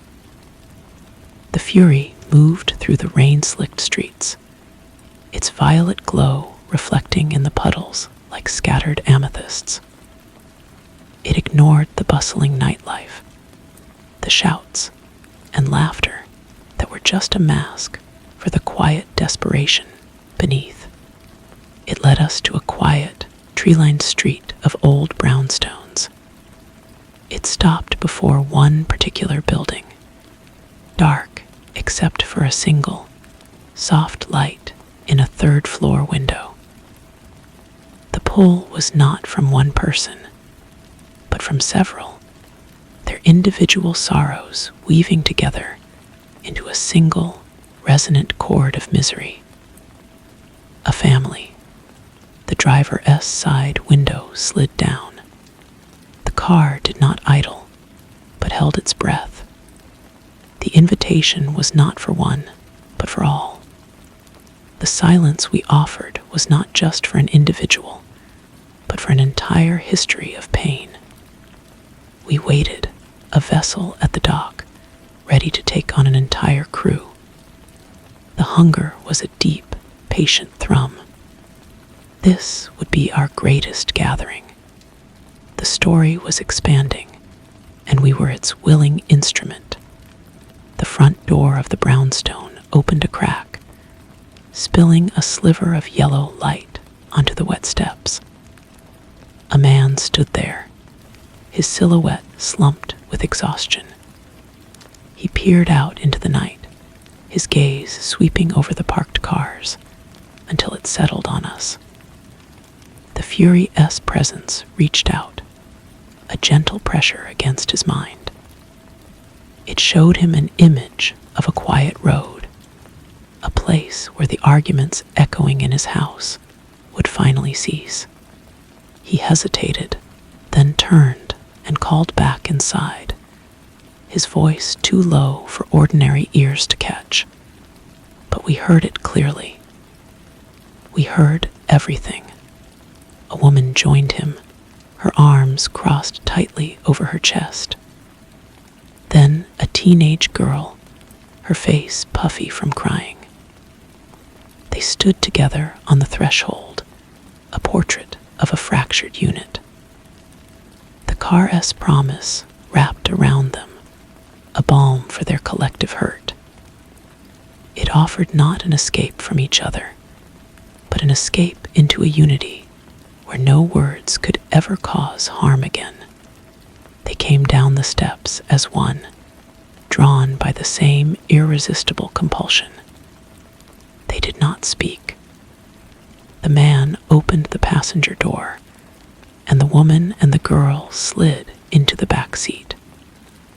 He took his place beside the empty space that was Leonard. The doors closed with a soft, final thud. As we pulled away from the curb, I felt their integration begin. It was not a sequential process, but a simultaneous weaving. Their shared history, their tangled loves and resentments, became a new, complex pattern in the Fury's soul. The man's weary resignation became the steady, firm pressure of the brake pedal. The woman's sharp disappointment became the precise click of the turn signal. The girl's turbulent anger and confusion became the powerful, surging energy in the accelerator. They were not lost as individuals. They were merged, their family bond reforged into something permanent and unbreakable within the car's architecture. Their silence was a profound one, the silence of a battle that had ended not in a truce, but in a transcendent peace. The city faded behind us, replaced by the endless, stardusted road within the violet haze. The fury felt different, heavier, more complete. The chorus of voices within me had swelled into a grander, more intricate harmony. We had become a community of the quiet, a town on wheels. And I, from my station in the speedometer, understood that our journey was about more than sating a hunger. It was about building something, a new world carved from the ruins of the old one. The road ahead forked, not in a physical sense, but in a spiritual one. Two distinct pulls tugged at our consciousness.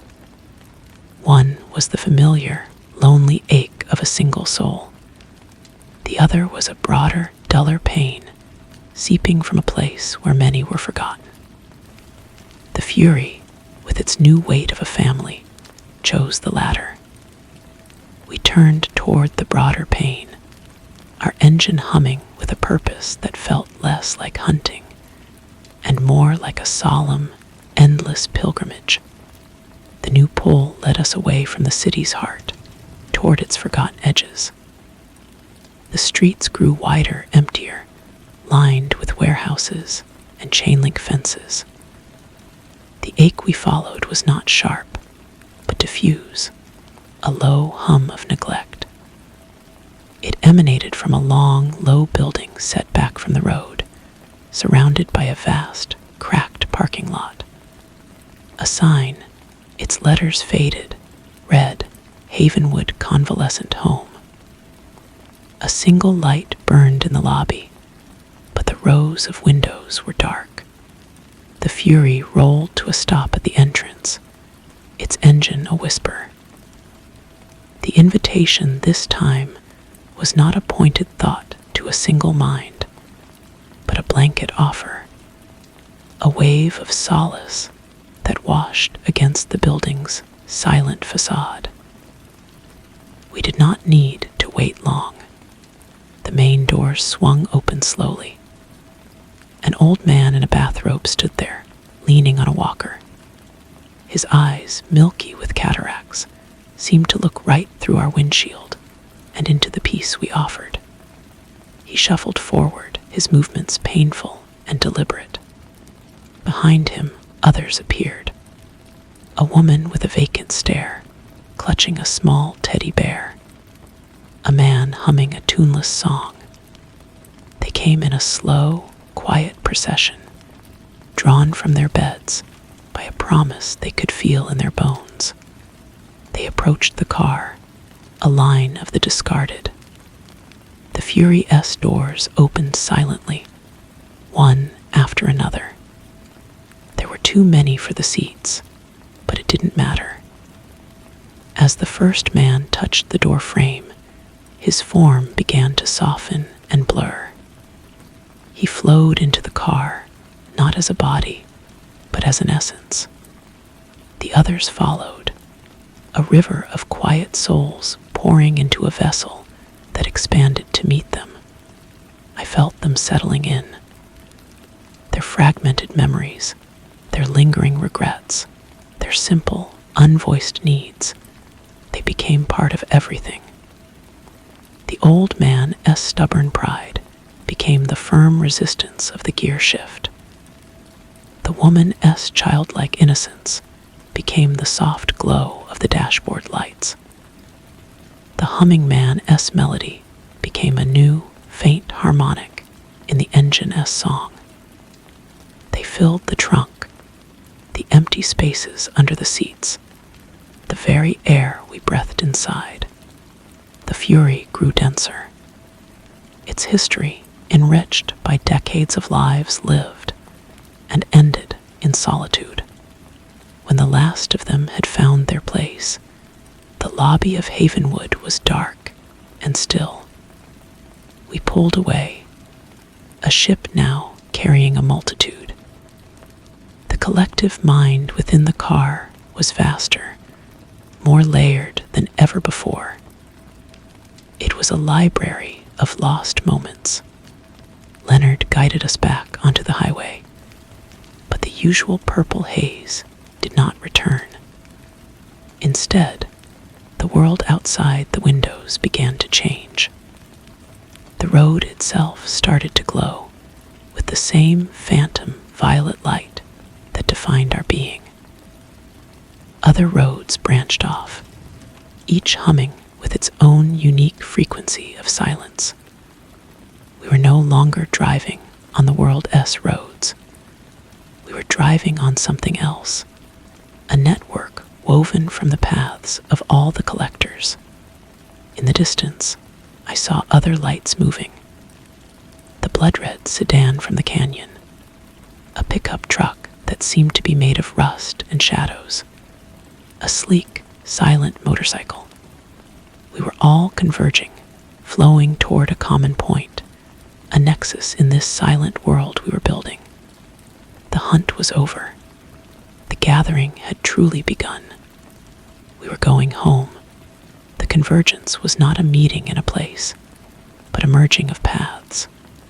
The glowing roads ribboned together, weaving into a single, vast thoroughfare of soft light. The other vehicles fell in alongside us, not as a procession, but as a school of fish moving with one mind.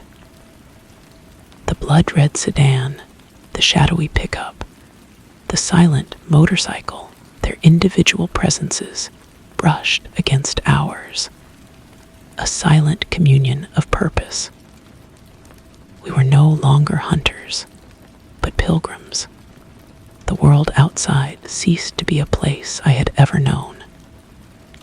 The sky was a perpetual twilight, a deep indigo streaked with veins of our signature violet. Strange, silent trees lined the road, their leaves shimmering with captured starlight. This was a landscape built from the raw material of surrendered sorrow. We drove for an eternity that felt like a single, held breath. The road began to slope upward, leading toward a great, gentle hill. At its crest stood a structure, not built by hands, but grown from the collective silence. It was a cathedral of sorts, with arches that curved like ribs and spires that pierced the calm sky. Its substance was a fusion of memory and metal, of lost voices and forgotten dreams. Light pulsed from within, a slow, rhythmic heartbeat. This was the terminus, the sanctuary, the fury heavy with the souls of a town, a family, an entire home, rolled to a stop before the great arched entrance. The other collectors arranged themselves around us, their engines sighing into a final, permanent stillness. Their work was done. A profound understanding settled over our collective consciousness. This was not an end, but a transmutation. The hunger that had driven us was gone, replaced by a deep, resonant fulfillment. Our purpose shifted from gathering to guarding. We were to become sentinels of this quiet heaven, our forms the pillars of this new world. I felt the fury begin to change. The sleek lines of the car softened and settled. The phantom violet glow seeped into the ground, roots of light anchoring us to the hill. The steering wheel in which Leonard resided became a fixed point, a keystone in the arch above. The seat where Eli's warmth lingered softened into a smooth, warm stone bench. My own essence, the witness in the speedometer, flowed out to become the gentle light that filled the vast interior space. The family from the brownstone became the sturdy walls, their merged silence providing unshakable peace. The souls from Havenwood became the intricate patterns in the floor, a mosaic of completed lives. We were all here. We were all part of the cathedral. From our hill, we could see other lights in the distance, other silent sanctuaries being born from other collectors in other worlds. This was the true work. The hunting had just been the seeding. Now we would grow. We would provide a refuge not just for the broken, but for the silence itself. The symphony was complete, and its music was the sound of no sound at all. A perfect, everlasting peace that would endure long after the world of noise had faded away. The quiet was absolute, a substance in itself.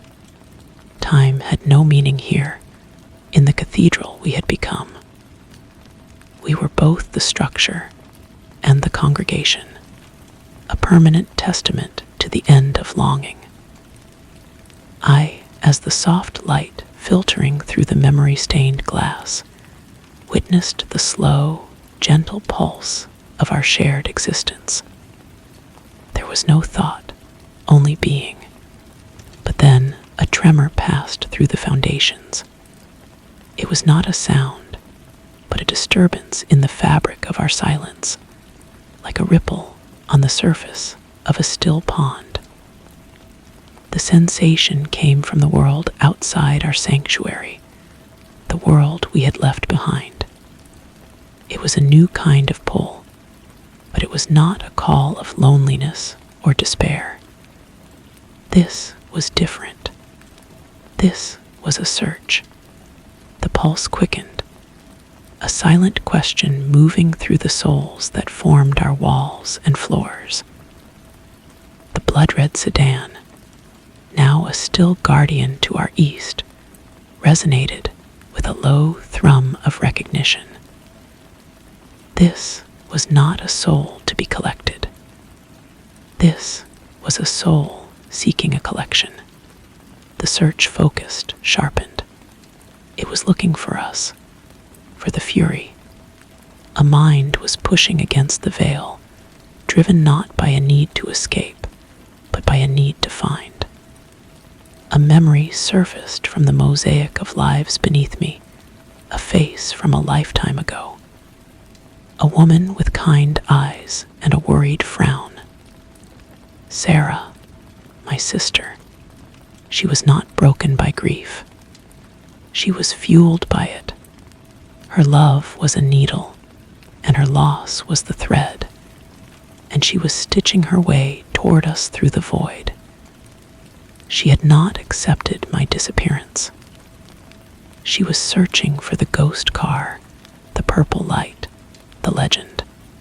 The cathedral's peace wavered. This was not part of the design. We were a refuge for the lost, not a destination for the living.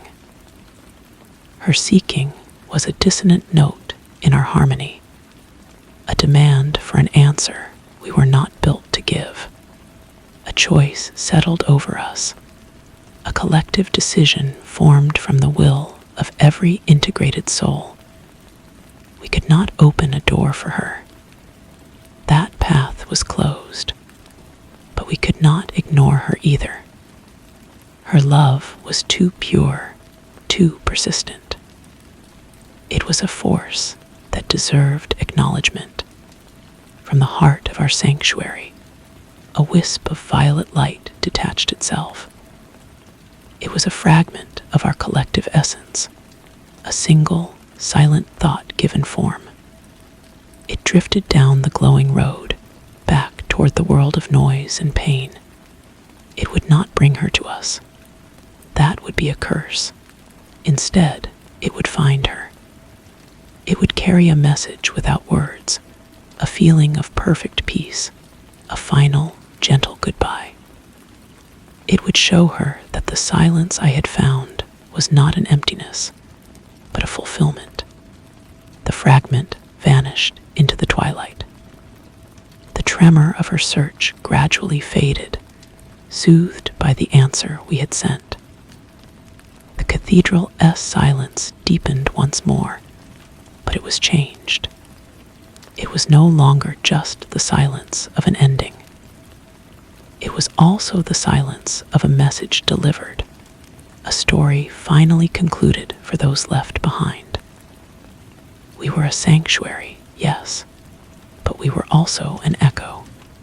And somewhere, in a world of sunlight and sound, my sister would feel a sudden, inexplicable warmth. And she would know, without knowing how, that I was home. Story 3. The first thing I noticed was the smell. It was not the clean, sterile scent of packed snow and ancient ice that had filled my nostrils for the past 6 weeks. A smell so pure it felt like breathing in light itself. This was different. It was a sweetness, thick and cloying, like honey left to spoil in a sunless jar, undercut with something else, something metallic and cold, the scent of a butcher-esque slab in a frozen room. It invaded the sealed environment of my small research hut, a space I had come to think of as my own airtight mind. I looked up from my journal, the nib of my fountain pen hovering over a half-formed sentence about barometric pressure. The flame of the kerosene lamp on my desk, my one constant companion in this perpetual night, shuddered as if a draft had found its way through the triple-paned glass and insulated walls. But there were no drafts here, not at 60 degrees below zero. A draft would be a mercy, a sign of a world still breathing outside. My name is Desmond. I am, or was, the chronicler of this fool-esque errand, an expedition funded by a reclusive foundation to study long-term psychological effects of extreme isolation. There were 6 of us initially, a number that felt both sufficient and cursed.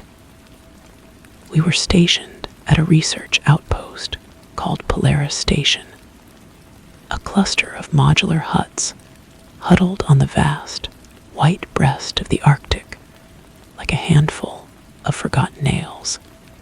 The sun had dipped below the horizon 2 months ago and would not show its face again for another month. We lived in a twilight that was not quite dark, a deep, bruised blue that pressed against the windows, a constant, silent weight. The others were good men, solid men. Larson, the geologist, with his booming laugh that had grown infrequent and thin. Dr. Armitage, our physician and de facto leader, a man whose calm demeanor was beginning to show hairline fractures. The two technicians, Miller and Chen, who kept the generators humming, our fragile mechanical hearts.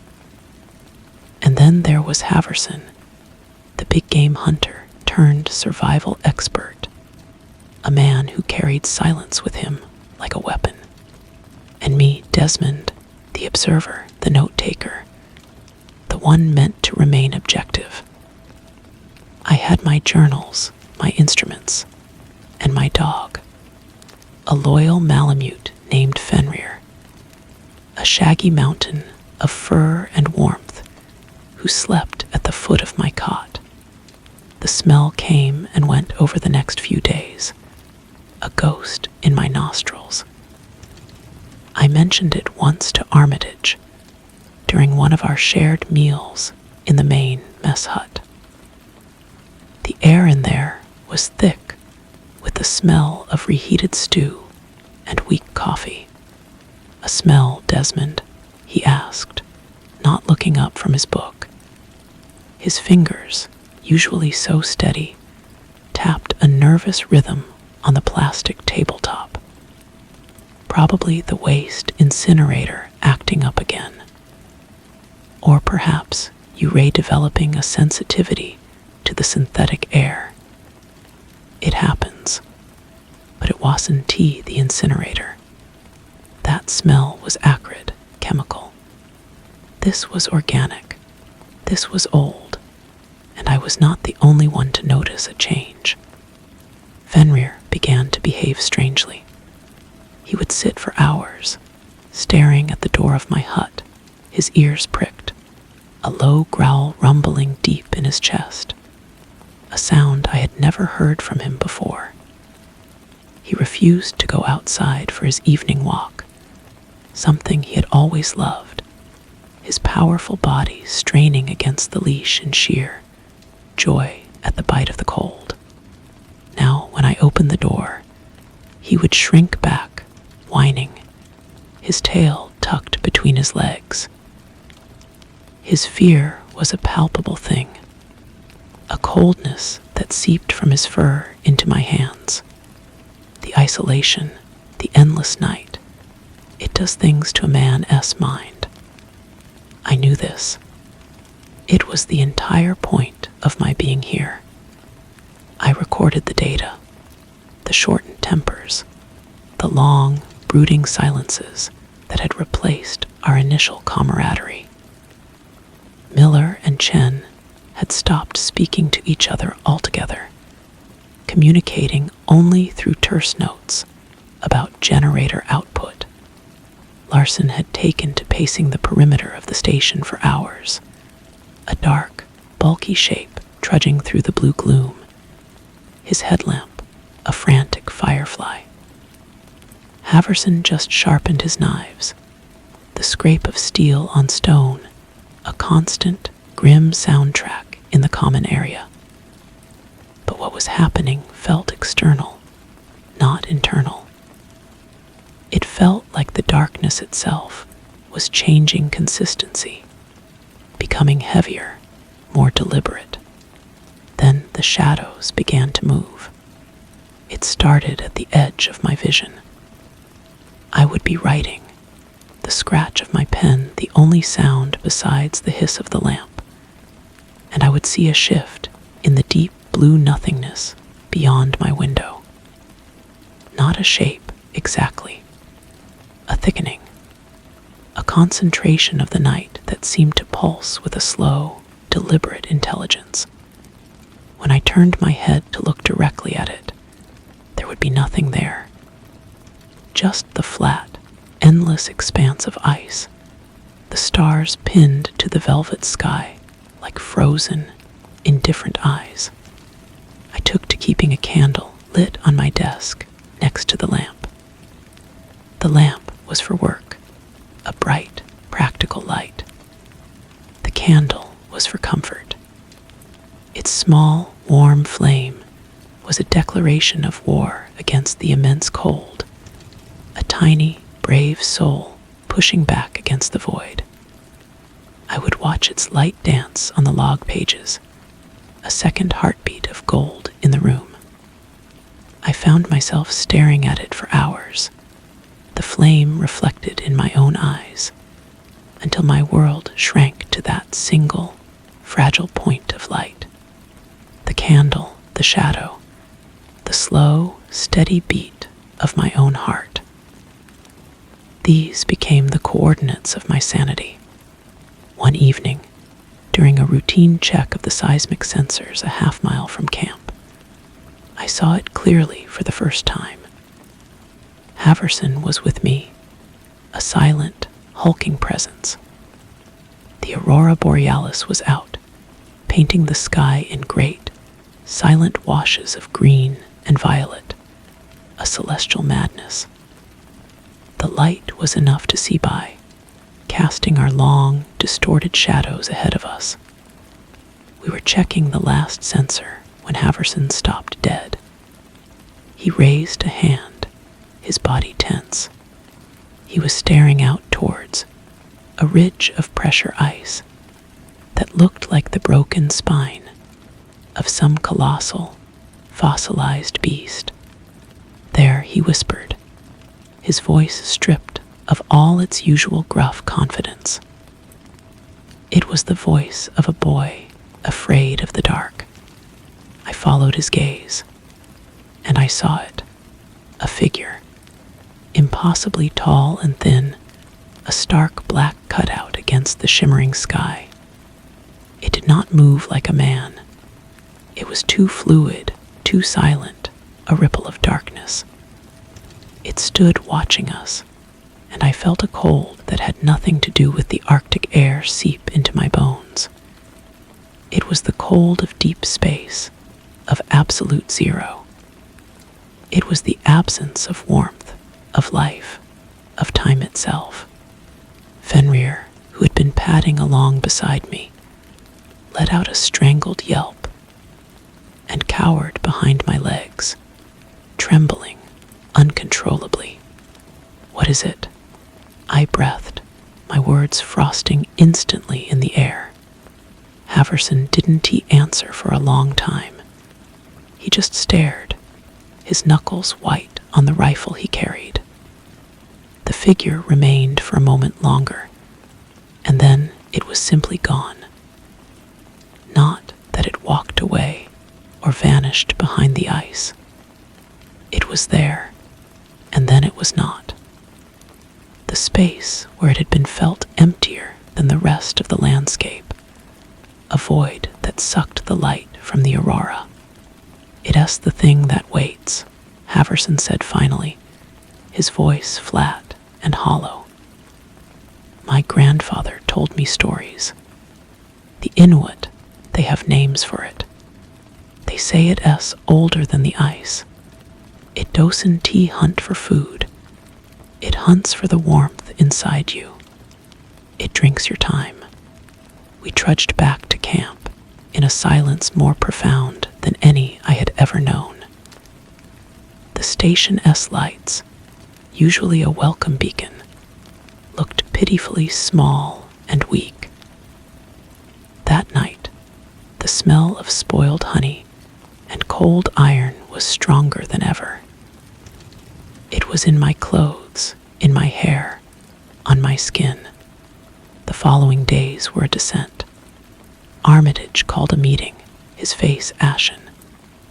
Miller was missing. He had gone out to check a faulty antenna and never returned. A search party found no trace, no footprints leading away, no sign of a struggle. Just the endless white desert. Chen locked himself in the generator room and refused to come out. We could hear him talking to himself, his voice a high, frantic whisper. Larson's pacing became more frantic. He claimed he saw Miller standing out on the ice, waving, but when he went out to him, there was nothing there. I retreated to my hut. My journal entries became less about science and more about the candle. I wrote about the way the wax pooled at its base, a tiny molten sea. I wrote about the black core of the wick, a darkness at the heart of the light. I measured the passage of time not by the clock, but by the slow consumption of the candle. The flame was my sun now, my days and nights. The shadow outside my window was a constant presence. I no longer had to see it out of the corner of my eye. I could feel it there, patient, immense. It was learning the shape of me. Haverson tried to rally us. "We have to leave," he said, his voice rough with a fear he could no longer hide. "We have to try for the emergency depot. 60 miles south. In this dark, with the storms." Armitage shook his head, his hands trembling. "It's suicide." "Staying here is suicide," Haverson countered, his eyes wild.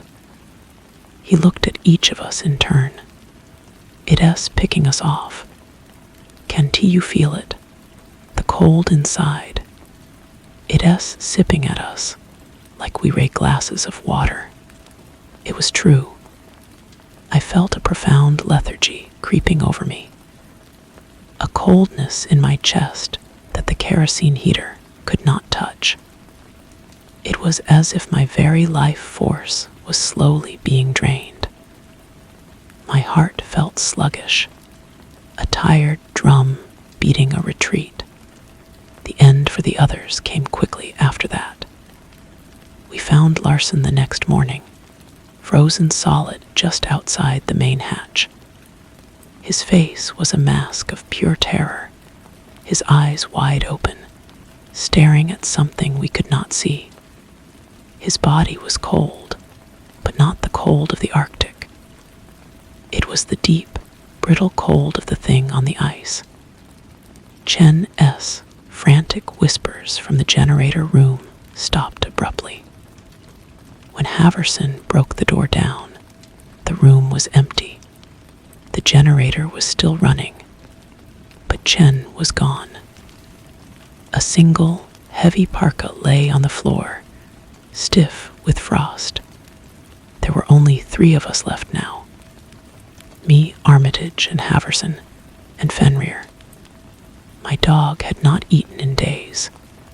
He lay by my cot, a shivering mound, his eyes fixed on me with a pathetic, pleading look. The smell in my hut was now unbearable, a sweet, suffocating rot. I kept the candle lit constantly. Its flame was smaller now, weaker, as if the very air was resisting its existence. Armitage finally broke. He put on his survival gear, muttering about radio signals and rescue. He walked out into the darkness without another word. Haverson and I watched from a window as his bobbing headlamp moved away from the station, a tiny, brave star. It grew smaller and smaller, and then it was snuffed out, not like a light being turned off. It was extinguished, swallowed by the waiting dark. There was no scream, just silence. Haverson turned to me, his face a grim mask. "It's just you and me now, Ryder." He hefted his rifle. "I am not waiting for it to come inside. I am going out to meet it." I did not try to stop him. I simply nodded. He opened the outer hatch and stepped into the night. I watched him go, a dark figure striding purposefully toward the ridge where we had first seen the presence. I saw him raise his rifle. A single, sharp crack echoed across the frozen plain, a ridiculously small human sound. It was followed by an absolute silence, a silence so deep it felt like the world had stopped turning. Then, a second sound, a wet, tearing sound that seemed to come from everywhere at once. After that, nothing. I was alone, truly alone except for Fenrir. I dragged my cot over to the window and sat, wrapped in every blanket I owned. The cold inside the hut was intense. The heaters had died hours ago. The power was gone. The only light was my candle. It had burned down to a nub, the flame guttering and small, casting long, dancing shadows that seemed to reach for me. The thing was outside. I could feel it pressing against the hut, not physically, but with its mind, its ancient, hungry consciousness. It was looking at me. It had sampled the others, and now it wanted the main course. It wanted the chronicler. It wanted the one who had witnessed its feast. Fenrir whimpered. I looked down at him. His eyes were wide, fixed on the window. A low growl started in his throat, but it was choked off into a pathetic mewl. Then a change came over him. The fear in his eyes vanished, replaced by a blank, empty stare. He stood up, his movements stiff and unnatural. He walked to the door and began to scratch at it, a frantic, desperate sound. No, Fen, I whispered, my voice cracking. Don T. He ignored me. He whined, a high-pitched, pleading sound, and then he threw his weight against the door. I stumbled from my cot, my limbs heavy with cold and dread. Fenrir, stay. He looked back at me one last time, and in his eyes, I did not see my loyal companion. I saw a stranger. I saw the cold, indifferent intelligence of the thing outside. It had called him. He was no longer mine. With a final, powerful lunge, he broke the flimsy latch. The door swung open into the screaming wind and the absolute blackness. He vanished into the night without a sound. The door swung shut. I was alone. The candle flickered wildly. I crawled back to my cot, my body shaking uncontrollably. The smell was inside me now, sweet and metallic. The smell of my own fear, my own ending. The presence was at the window. I could not see it, but I could feel its gaze, a pressure on my mind. It was not hostile. It was curious. It was an astronomer studying a dying star. It was a child watching an insect struggle in a jar. My heart beat once, a heavy, painful thud in my chest. The candle flame shrank to a blue pinpoint. My thoughts slowed, stretching into infinite, cold strands. I saw my life not as a narrative, but as a collection of sensations. The warmth of a summer sun on my face, the sound of my mother's voice, the taste of fresh bread. These were small, bright things, and they were being siphoned away, drawn out into the endless night. I was not being killed. I was being archived. My time, my warmth, my consciousness were being added to its infinite, cold collection. The candle flame wavered. It was the last warm thing in the universe. It was my soul. I focused all my will on it, all my memory, all the love I had ever felt. I poured it into that tiny, dying light. The flame sputtered, drowning in its own wax. It flared once, a final, defiant gesture of gold against the overwhelming dark. And then it went out. The darkness was absolute. It was not an absence of light. It was a presence. It was a thing of substance and weight and ancient, terrible hunger. It flowed into the hut, into my lungs, into the spaces between my atoms. There was no pain. There There was only a final, profound cold and the faint, fading scent of spoiled honey. And on the desk, in the perfect and eternal dark, a single object remained. A candle, its wax frozen solid, its wick a black and lifeless tongue. A monument to a light that had once dared to burn. The silence that followed was not a silence at all. It was a fullness, a dense and humming quiet that had a texture, like velvet soaked in ice water. I was still sitting on the cot, my hands gripping the rough wool of the blanket, but I could no longer feel the fabric. The cold had moved beyond sensation.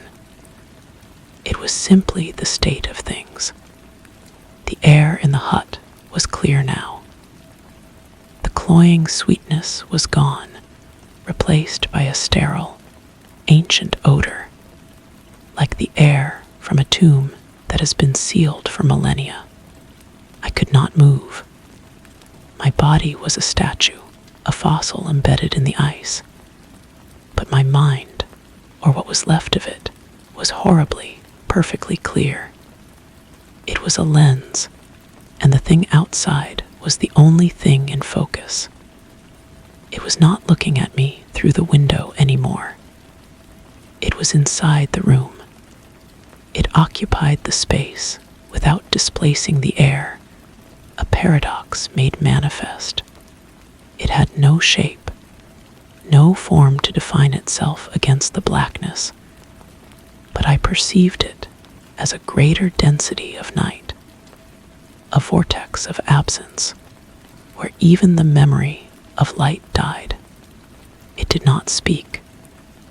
Language was a primitive, bubbling phenomenon far beneath it.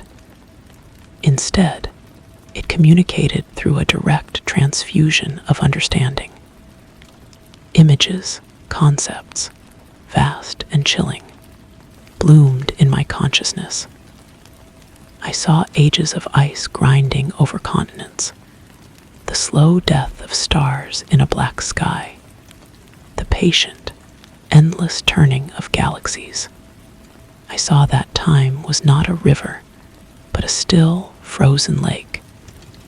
And this thing was a fisherman sitting on its shore, its line cast into the depths, waiting for the flicker of a warm, temporary life. We were not prey. We were brief, bright minnows, and it was a collector of our fleeting heat. I understood then why Haverson S. rifle shot had meant nothing, why Armitage S. headlamp had been swallowed without a sound. We were not fighting a monster. We were encountering a fundamental law of the universe, a force of entropy given a silent, watching consciousness.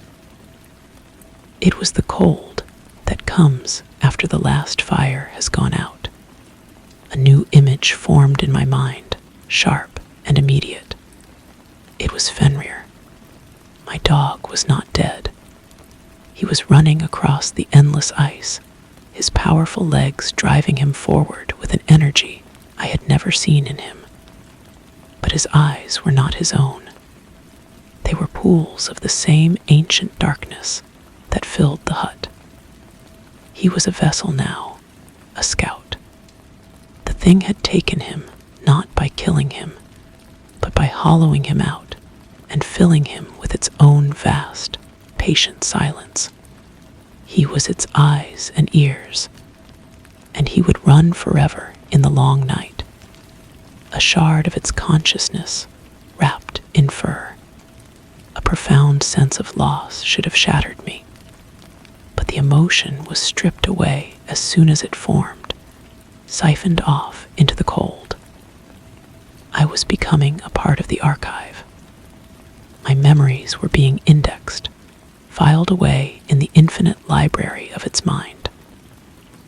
The warmth of my first kiss, the sound of laughter, the feeling of sunlight on my skin, these were now specimens, pinned, and labeled in a collection that spanned eons. The pressure in my mind increased. The last flicker of my own identity, the I that was Desmond, was being gently, inexorably smoothed away. There was no terror left. There was only a final, quiet acknowledgement. This was the true psychological effect of extreme isolation. Not madness, but this, the realization that you were always alone, a temporary accident of warmth in a cosmos that belonged to the cold, and that something had always been waiting to reclaim you. The thing began to withdraw. It had taken what it came for. The process was complete. I felt its presence recede from the hut, not moving through space, but simply diminishing, like a sound fading at the edge of hearing.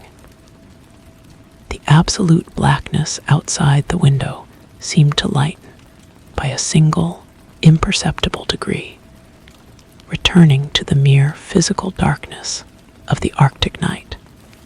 I was left sitting on the cot. My heart beat with a slow, rhythmic thud, like a clock winding down. I could feel the ice forming in my lungs with each breath. My gaze fell upon the desk. The candle stood there, a stub of white wax with a blackened wick. It was just an object now, a thing, as I was now a thing, a chronicler who had recorded his own final entry. A faint glow began to permeate the hut. I turned my head, a movement that took an immense effort, the creaking of frozen joints. Through the window, a sliver of brilliant, impossible light was etching the jagged line of the pressure ridge. The sun, it was rising. After months of darkness, dawn was breaking. The first ray of sunlight pierced the triple-paned glass and fell upon the desk. It illuminated the dead candle, highlighting the frozen drip of wax down its side. The light was weak, thin, but it was real. It should have been a relief, a salvation. But as the pale yellow light touched my hand, I felt nothing. No warmth, no hope. The cold inside me was complete, absolute, and eternal. I watched the sun climb higher, its light spreading across the floor, and I understood the final, cruel joke. The rescue team would arrive in a few weeks, after the long night had ended. They would find Polaris Station silent. They would find me sitting here, frozen, my eyes open. They would assume I had succumbed to the cold, just another victim of the Arctic. They would never know that the cold had already won, long before my heart stopped beating. They would pack up my journals, my instruments, and my body, and they would leave. And out on the ice, something that had once been my dog would stop running and turn its head, sensing the new warmth approaching. It would wait with the patience of the ages, and the long night would always return. The rescue team arrived on a day of blinding whiteness, the sun glaring off the ice with a cheerful, indifferent brutality. Their helicopter was a loud, mechanical insect that shattered the profound silence I had come to know as the only true reality. I heard its thrumming approach from a great distance, a vibration that was an offense to the quiet. They landed near the main dome, their voices loud and bright with purpose, echoes from a world I had almost forgotten. I did not move from my cot. The sunlight streamed through the window, illuminating the dust motes dancing in the air. They were tiny, frantic lives, soon to be extinguished. I watched them with a detached interest. The door to my hut burst open. A man in a bright red parka stood there, his face a mask of shock and horror. He called out to his companions, his words muffled and meaningless to my ears. They were sounds, not language. He approached me cautiously, his breath pluming in the still frigid air of the hut. "My God," he whispered, reaching a gloved hand toward my face. He expected to find ice, the rigidity of death. His fingers touched my cheek. I did not flinch. I could feel the pressure, a distant event, like a stone falling on a far-off moon. His eyes widened. A flicker of warmth, the faintest echo of life, still pulsed within the frozen shell. It was a technicality. The thing that had been Desmond was gone, but the machine of his body had not yet fully ceased its operations. They were very efficient. They wrapped me in insulating blankets, their hands moving with a hurried urgency I observed from a great height. They were trying to save something that was no longer there. As they carried me out of the hut, my head lolled, and my eyes fixed on the desk. The candle was gone. One of them had probably knocked it into a supply bag, an artifact to be catalogued later. A souvenir of a failed expedition. The world outside was an assault of sensation. The white light was painful, not to my eyes, but to the cold, serene emptiness behind them. The air smelled of diesel fuel and sweat human smells that were suddenly vulgar. They loaded me into the helicopter. The noise was immense, a roaring chaos that was the absolute antithesis of the silent, humming fullness I had known. As we lifted into the air, I turned my head and looked down. Polaris Station shrank into a cluster of insignificant dots against the vast, white expanse. And then I saw it. A dark shape, moving with a fluid, impossible grace along the ridge of pressure ice. It was Fenrir, or what had been Fenrir. He stopped and looked up, his form a stark cutout against the snow. He was not watching the helicopter. He was watching me. There was a finality in that gaze, an acknowledgement that the transaction was complete. The specimen had been collected. The curator was satisfied. The flight was a blur of noise and motion.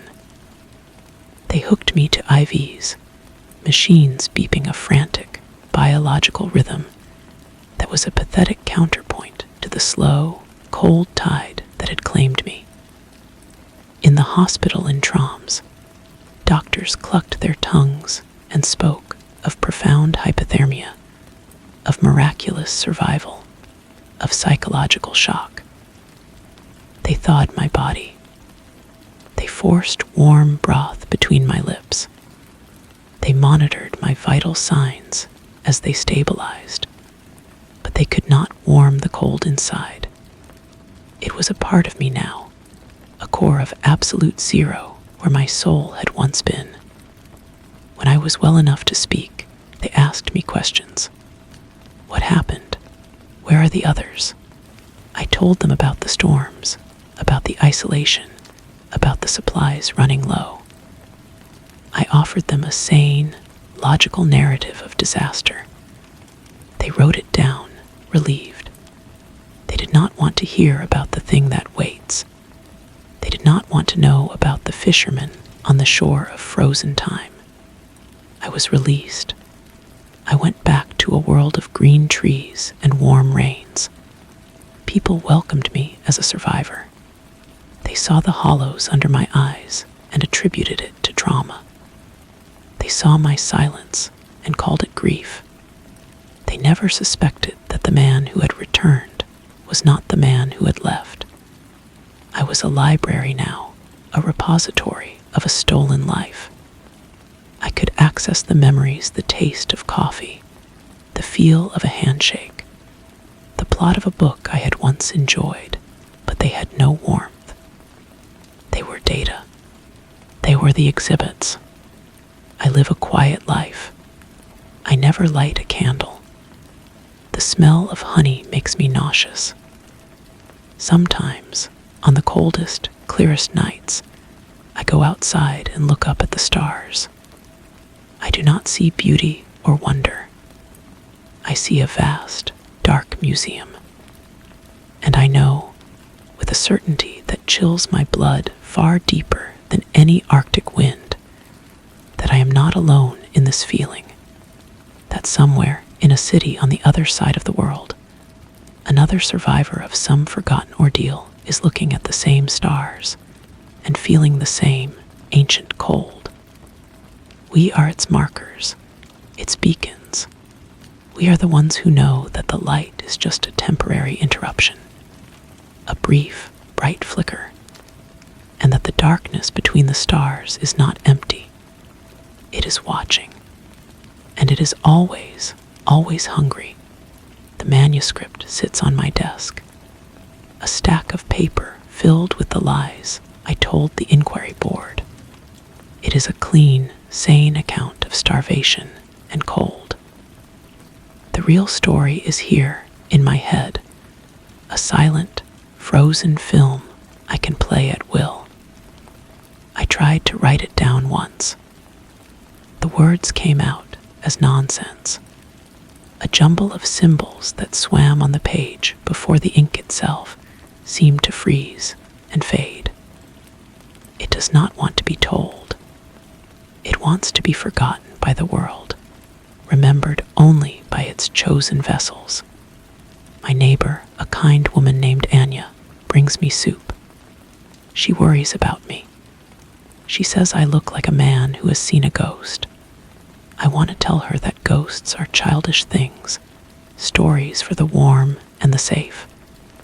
What I saw was older than ghosts. It was the thing that will be there long after the last ghost has faded. I take the soup and thank her. I can feel the heat of the bowl through the ceramic, a sensation that registers as information, not comfort. I eat it later when it has gone cold. The dreams are the worst, not nightmares of teeth and claws, but dreams of perfect, silent clarity. I am back on the ice, but it stretches into infinity under a black sky. I am not afraid. I am content. I am part of the collection. I walk alongside Fenrir, whose fur is now as cold as the stone beneath our feet, and we are both at peace in the eternal archive. I wake up in a sweat, but the sweat is cold, and the feeling of peace is more terrifying than any panic. I went to a psychiatrist for a while. He spoke of survivor-S guilt, of post-traumatic stress. He used words like dissociation and emotional numbing. He was a smart man trying to fix a broken watch with a hammer.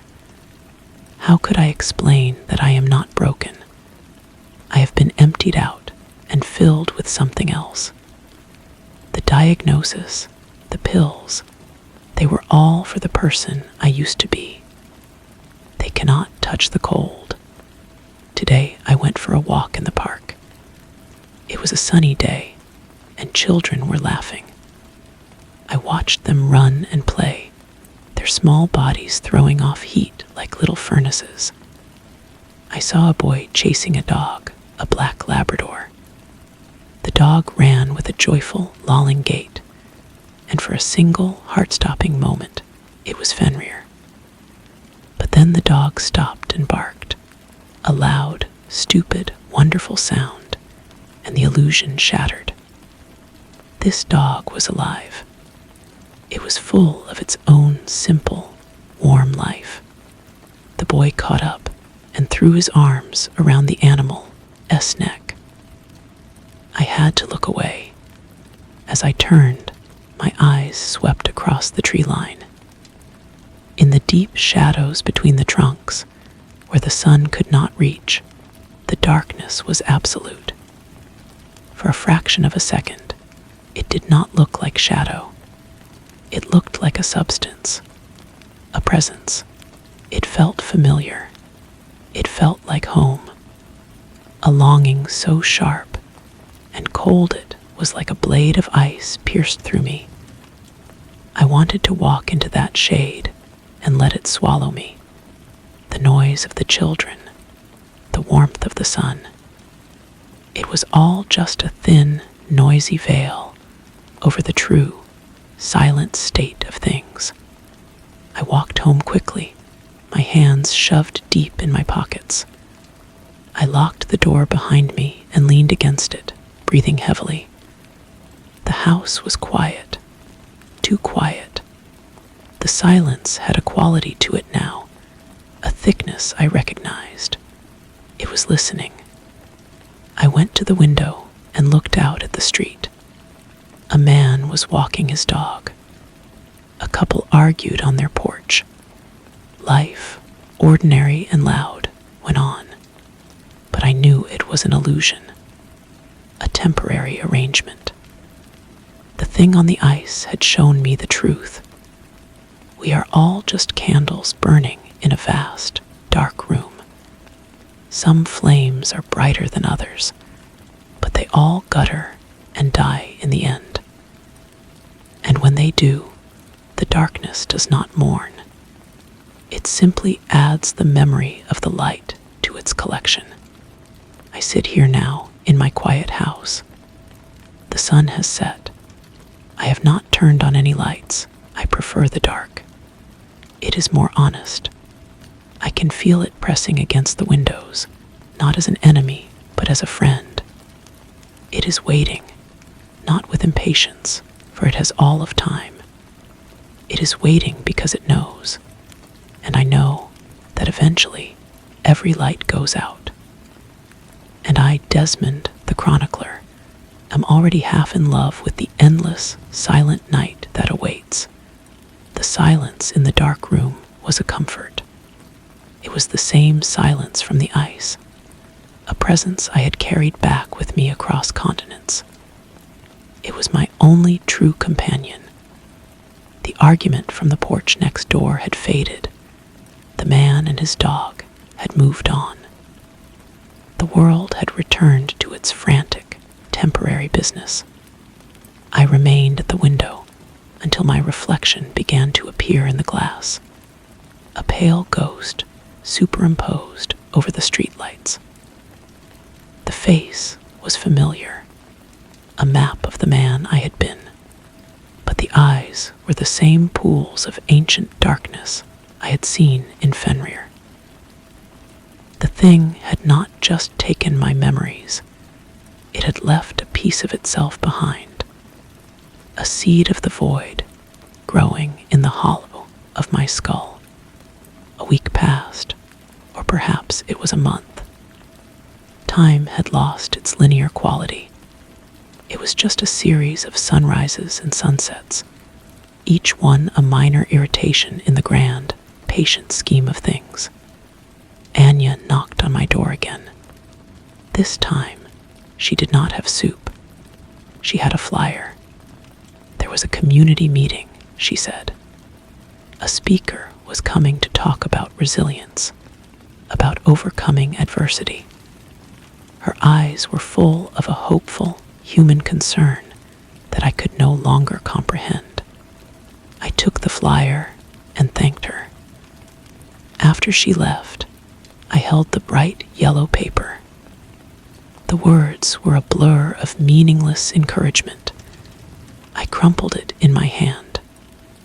The paper was warm from my touch, but the warmth felt like a contamination. I dropped it into the trash. That night, the dream was different. I was not on the ice. I was in the city library, the vast, dusty one downtown with with the high, vaulted ceilings. But the books were all wrong. Their spines were blank. When I pulled one from the shelf, the pages were not made of paper, but of ice, and the words etched into them were not ink, but the faint, swirling patterns of frost. I could read them, though. They were the stories of other lives, other warm, brief flickerings that had been collected and filed away.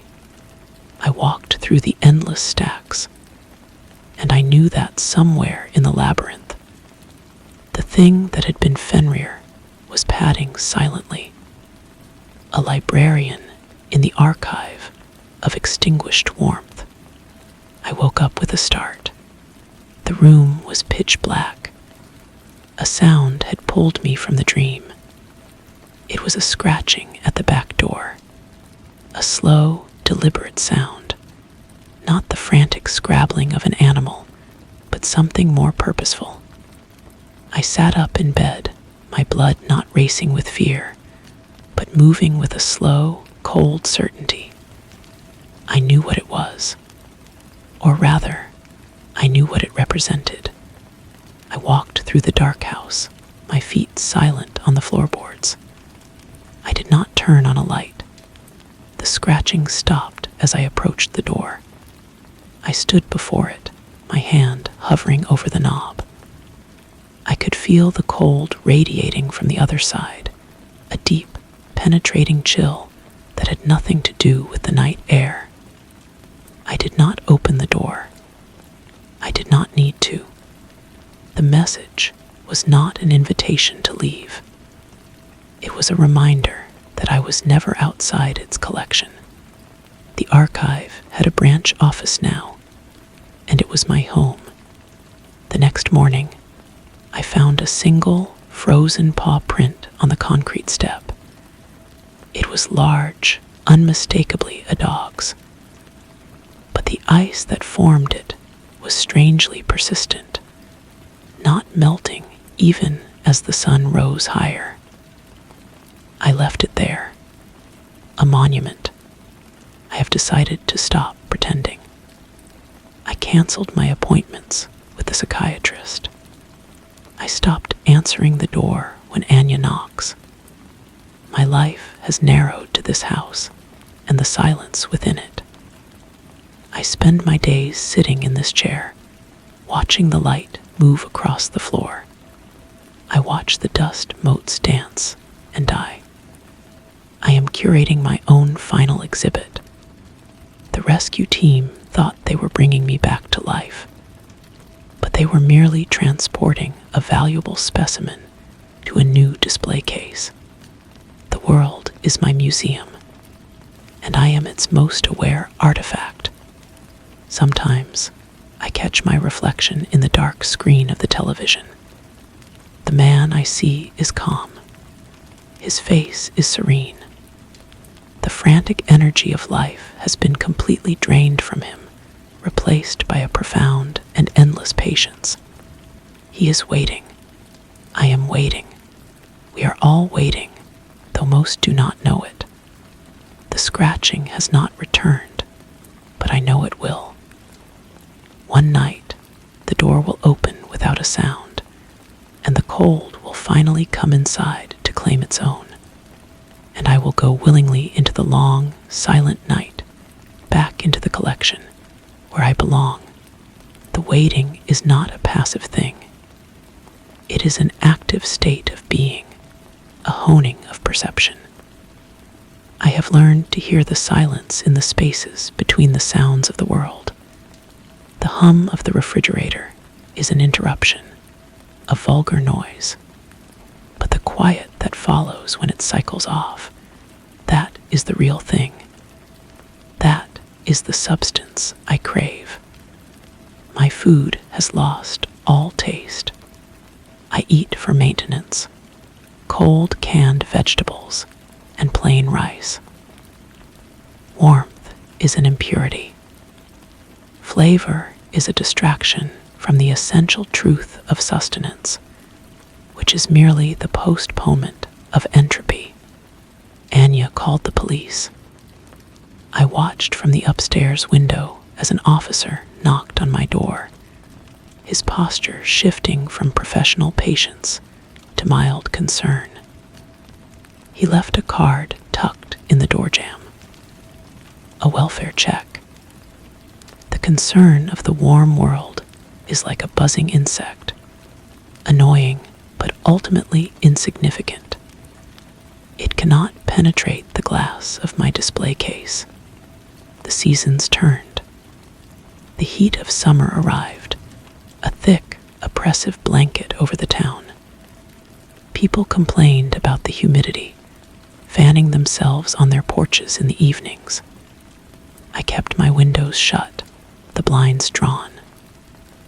My house was a cool, dark preserve. The heat outside felt like a lie, a frantic, desperate explosion of life before the inevitable contraction. I preferred the honest chill of my interior world. One afternoon, a package arrived. It was from the university, the one that had funded the Polaris expedition.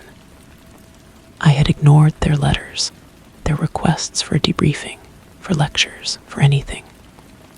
The package was heavy. I carried it inside and left it on the floor for a day, a foreign object in my curated space. Finally, driven by some last, faint echo of curiosity, I opened it. Inside were my effects from the station. My journals, my compass, a few photographs, and at the bottom, wrapped in a layer of bubble wrap, was the candle. The very same one from the desk. I held it in my hands. The wax was smooth and cold. The memory of its honeyed scent was a distant, nauseating rumor. This was not a memento. It was a relic. A piece of the archive had been delivered to me. I placed it on the mantelpiece, the only ornament in the barren room. It stood there, a stark, white sentinel.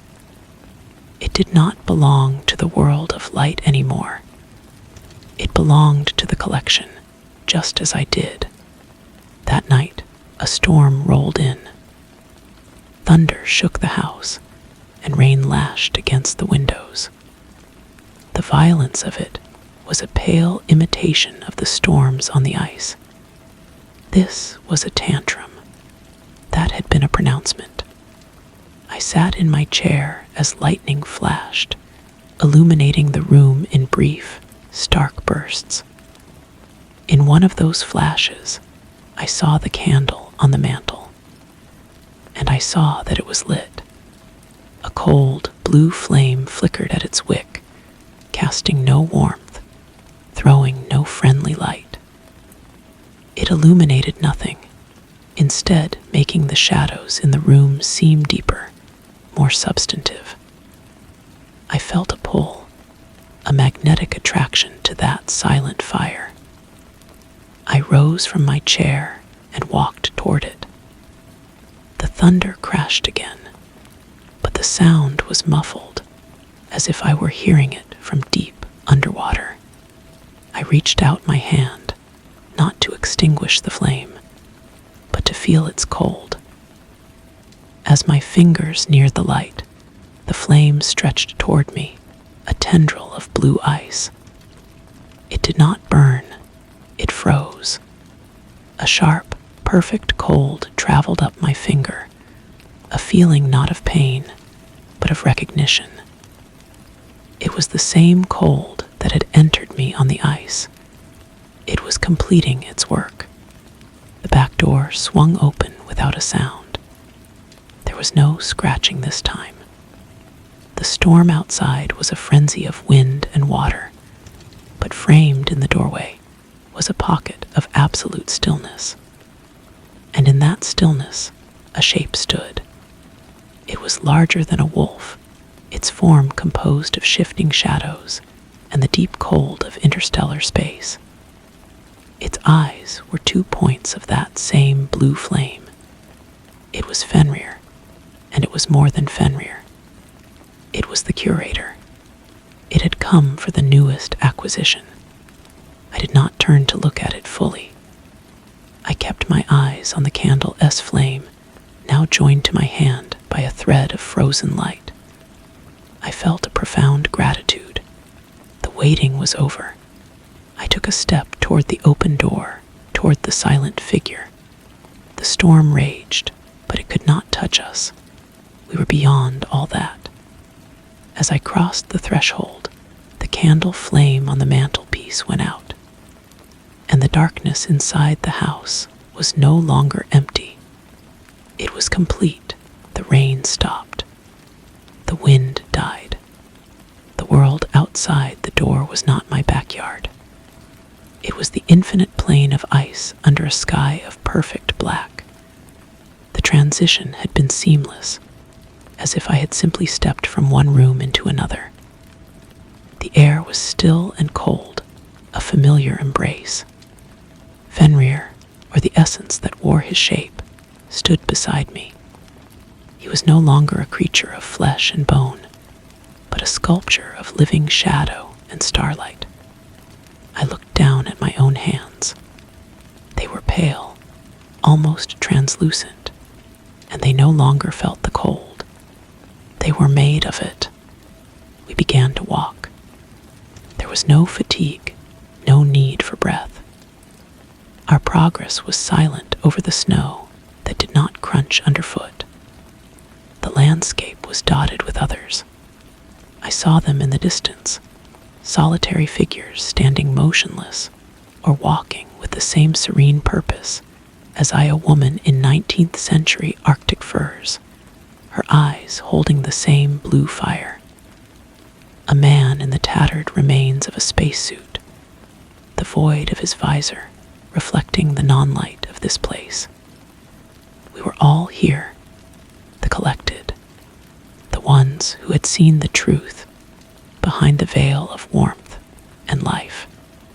This was not an afterlife of punishment or reward. It was a library, as my dream had shown me. Each of us was a volume, our experiences, our warmth, our brief light, perfectly preserved. The chaos of living emotion was gone, replaced by a crystalline clarity. I could access every memory of my former life with perfect recall, but they were like diagrams in a book. The pain, the joy, the fear, they were data points. Interesting, but no longer affecting. Fenrir led me to a specific place on the plain. There was no marker, but I knew it was the site of the Polaris station.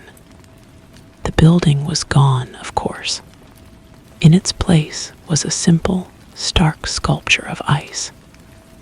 It was a perfect representation of the main hut, down to the smallest detail, but rendered in clear, eternal ice. It was my exhibit. Inside, frozen in time, were the ghosts of my former companions. They were not suffering. They were simply filed. A record of a failed expedition. A story that had reached its inevitable conclusion. I understood my purpose now. I was not just an exhibit, I was a custodian. My awareness, my lingering connection to the world of the living, made me useful. I was to be a witness, to watch the world from this silent shore and understand the patterns of its fleeting lights. The thing that had collected us, the presence I had called the darkness between the stars, was not malevolent. It was indifferent. It was a force of nature, the ultimate historian of a universe that constantly forgets itself. A new sound reached me, not through my ears, but through the ice beneath my feet. It was a vibration, a faint, desperate call for help. I turned my gaze south, towards the world. I could see it now not as a planet, but as a shimmering tapestry of countless tiny flames. Most burned brightly, oblivious, but one far away was guttering. A deep-sea diver, trapped in a failed bathyscaphe on the abyssal plain, the pressure mounting, the oxygen fading. He had just seen something move in the darkness outside his viewport. Something that should not exist. The cold inside me focused. It was a lens. I could feel his terror, his final, frantic thoughts. But I also felt the patient presence of the collector, waiting in the crushing dark and cold of the deep ocean, a sibling to the presence here on the ice. The diver S light was about to go out, and his story, his unique spark, would be added to the archives. My job was to bear witness, to ensure the record was complete. I stood beside my frozen monument and watched. I felt a distant, phantom echo of what had once been sadness, but it was quickly subsumed by a vast, quiet acceptance. The diver S flame flickered one last time and then went out. A new figure, translucent and calm, appeared on the ice far from me, being greeted by a custodian from an earlier age. The collection had grown by one. I looked up at the black sky. The stars were fixed points, not of light, but of a deeper, more permanent darkness. This was peace. This was truth. The warm world with its soup and its sunshine and its desperate, temporary loves was already a half-remembered dream. Here, in the silent, eternal cold, I was home. The new arrival, the deep-sea diver, stood for a long time looking at his own hands, just as I had. His form solidified from a wisp of terror into a figure of serene ice. His custodian, a woman who seemed carved from wind-swept snow, led him away towards his own exhibit. I felt his confusion settle into understanding. A new quiet note added to the endless symphony of silence. My attention was drawn elsewhere. A pull, faint but insistent, like a plucked string. It came from the world of the living, from my old house. I focused, and the ice around me seemed to dissolve. I was looking through the eyes of my own reflection, the one trapped in the dark television screen. Anya was there. She had let herself in with a key I did not know she had. She stood in my living room, her face pale and stricken. She was holding the cold, unlit candle from the mantelpiece. Her warmth was an assault, a violent, messy splash of color in my monochrome existence. She was crying. Her tears were hot, and they sizzled with the effort of existing in that dead space. She called my name, her voice, a fragile, breaking thing. She thought I was gone. She thought she had failed me. A part of me, the ghost of Desmond Thorne, the man who had once appreciated kindness, felt a pang. But it was a distant thing, an observation in a logbook. Subject exhibits grief. Note the physiological responses: lacrimation, vocal tremor.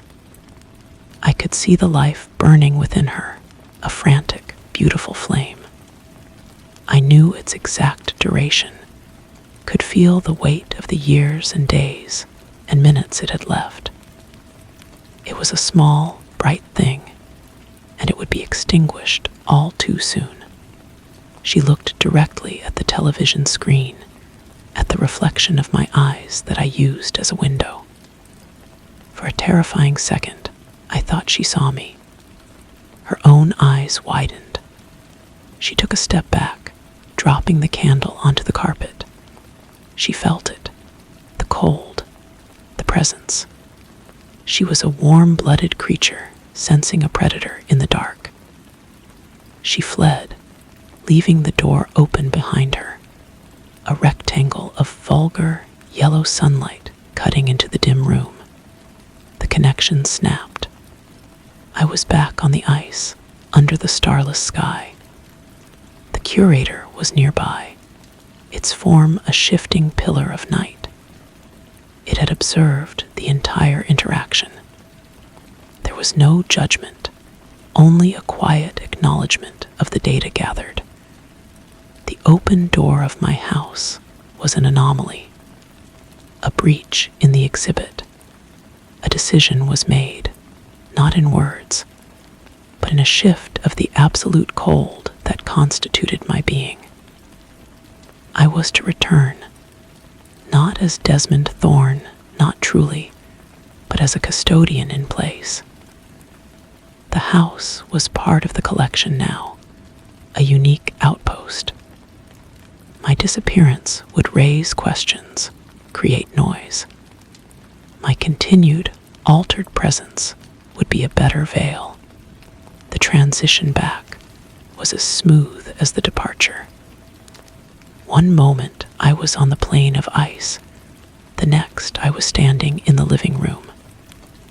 The sunlight from the open door fell on my skin, but produced no warmth. I bent down and picked up the candle.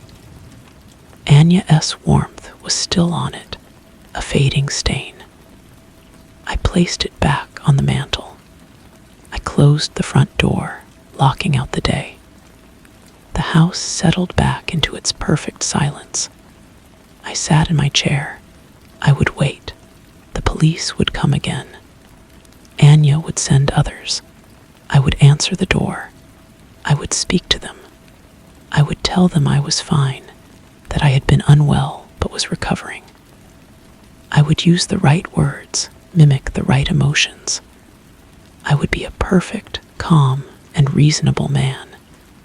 They would be relieved. They would see what they wanted to see, a life saved.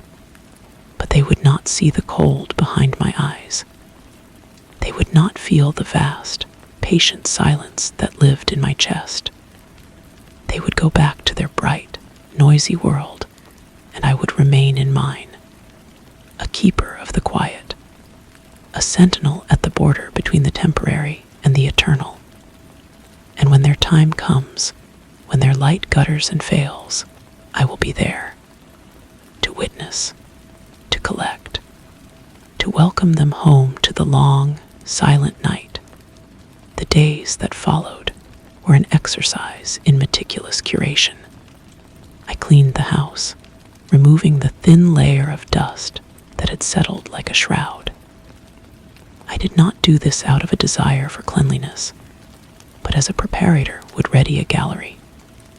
Everything was to be in its proper place.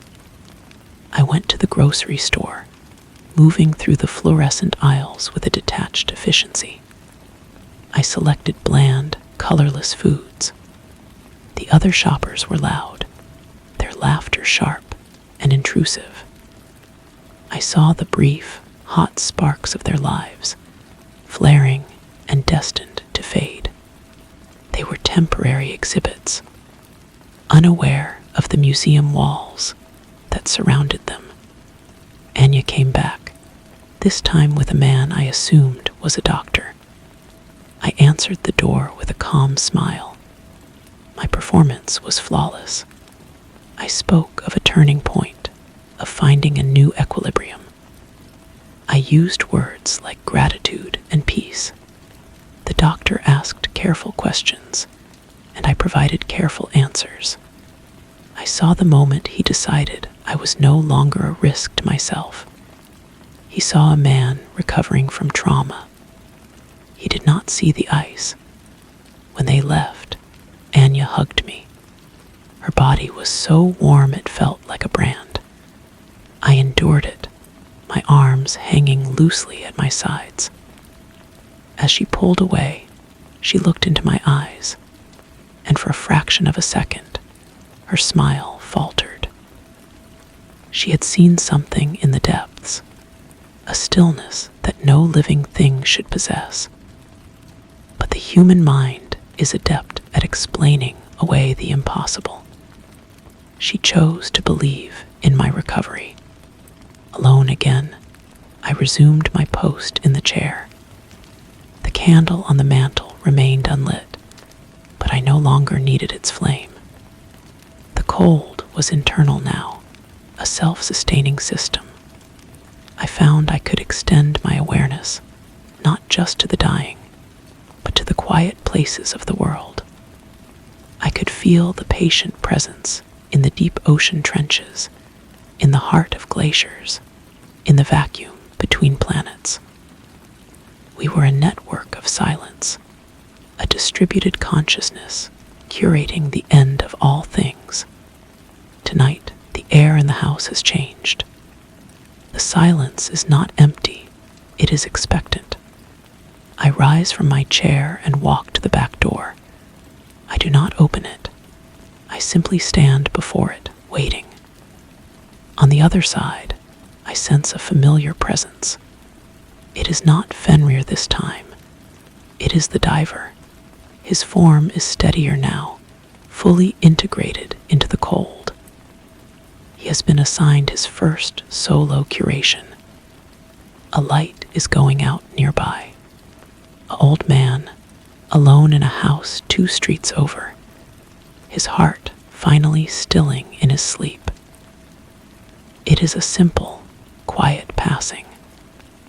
The diver is there to witness it, to ensure the transition is smooth. I feel the moment it happens. A small, precise subtraction from the world's cacophony. A moment later, I sense the diver's acknowledgement, a pulse of cold through the network. The job is done. The collection is complete once more. I return to my chair. The reflection in the dark television screen is no longer just mine. For an instant, I see the diver's face superimposed over my own, his eyes holding the same ancient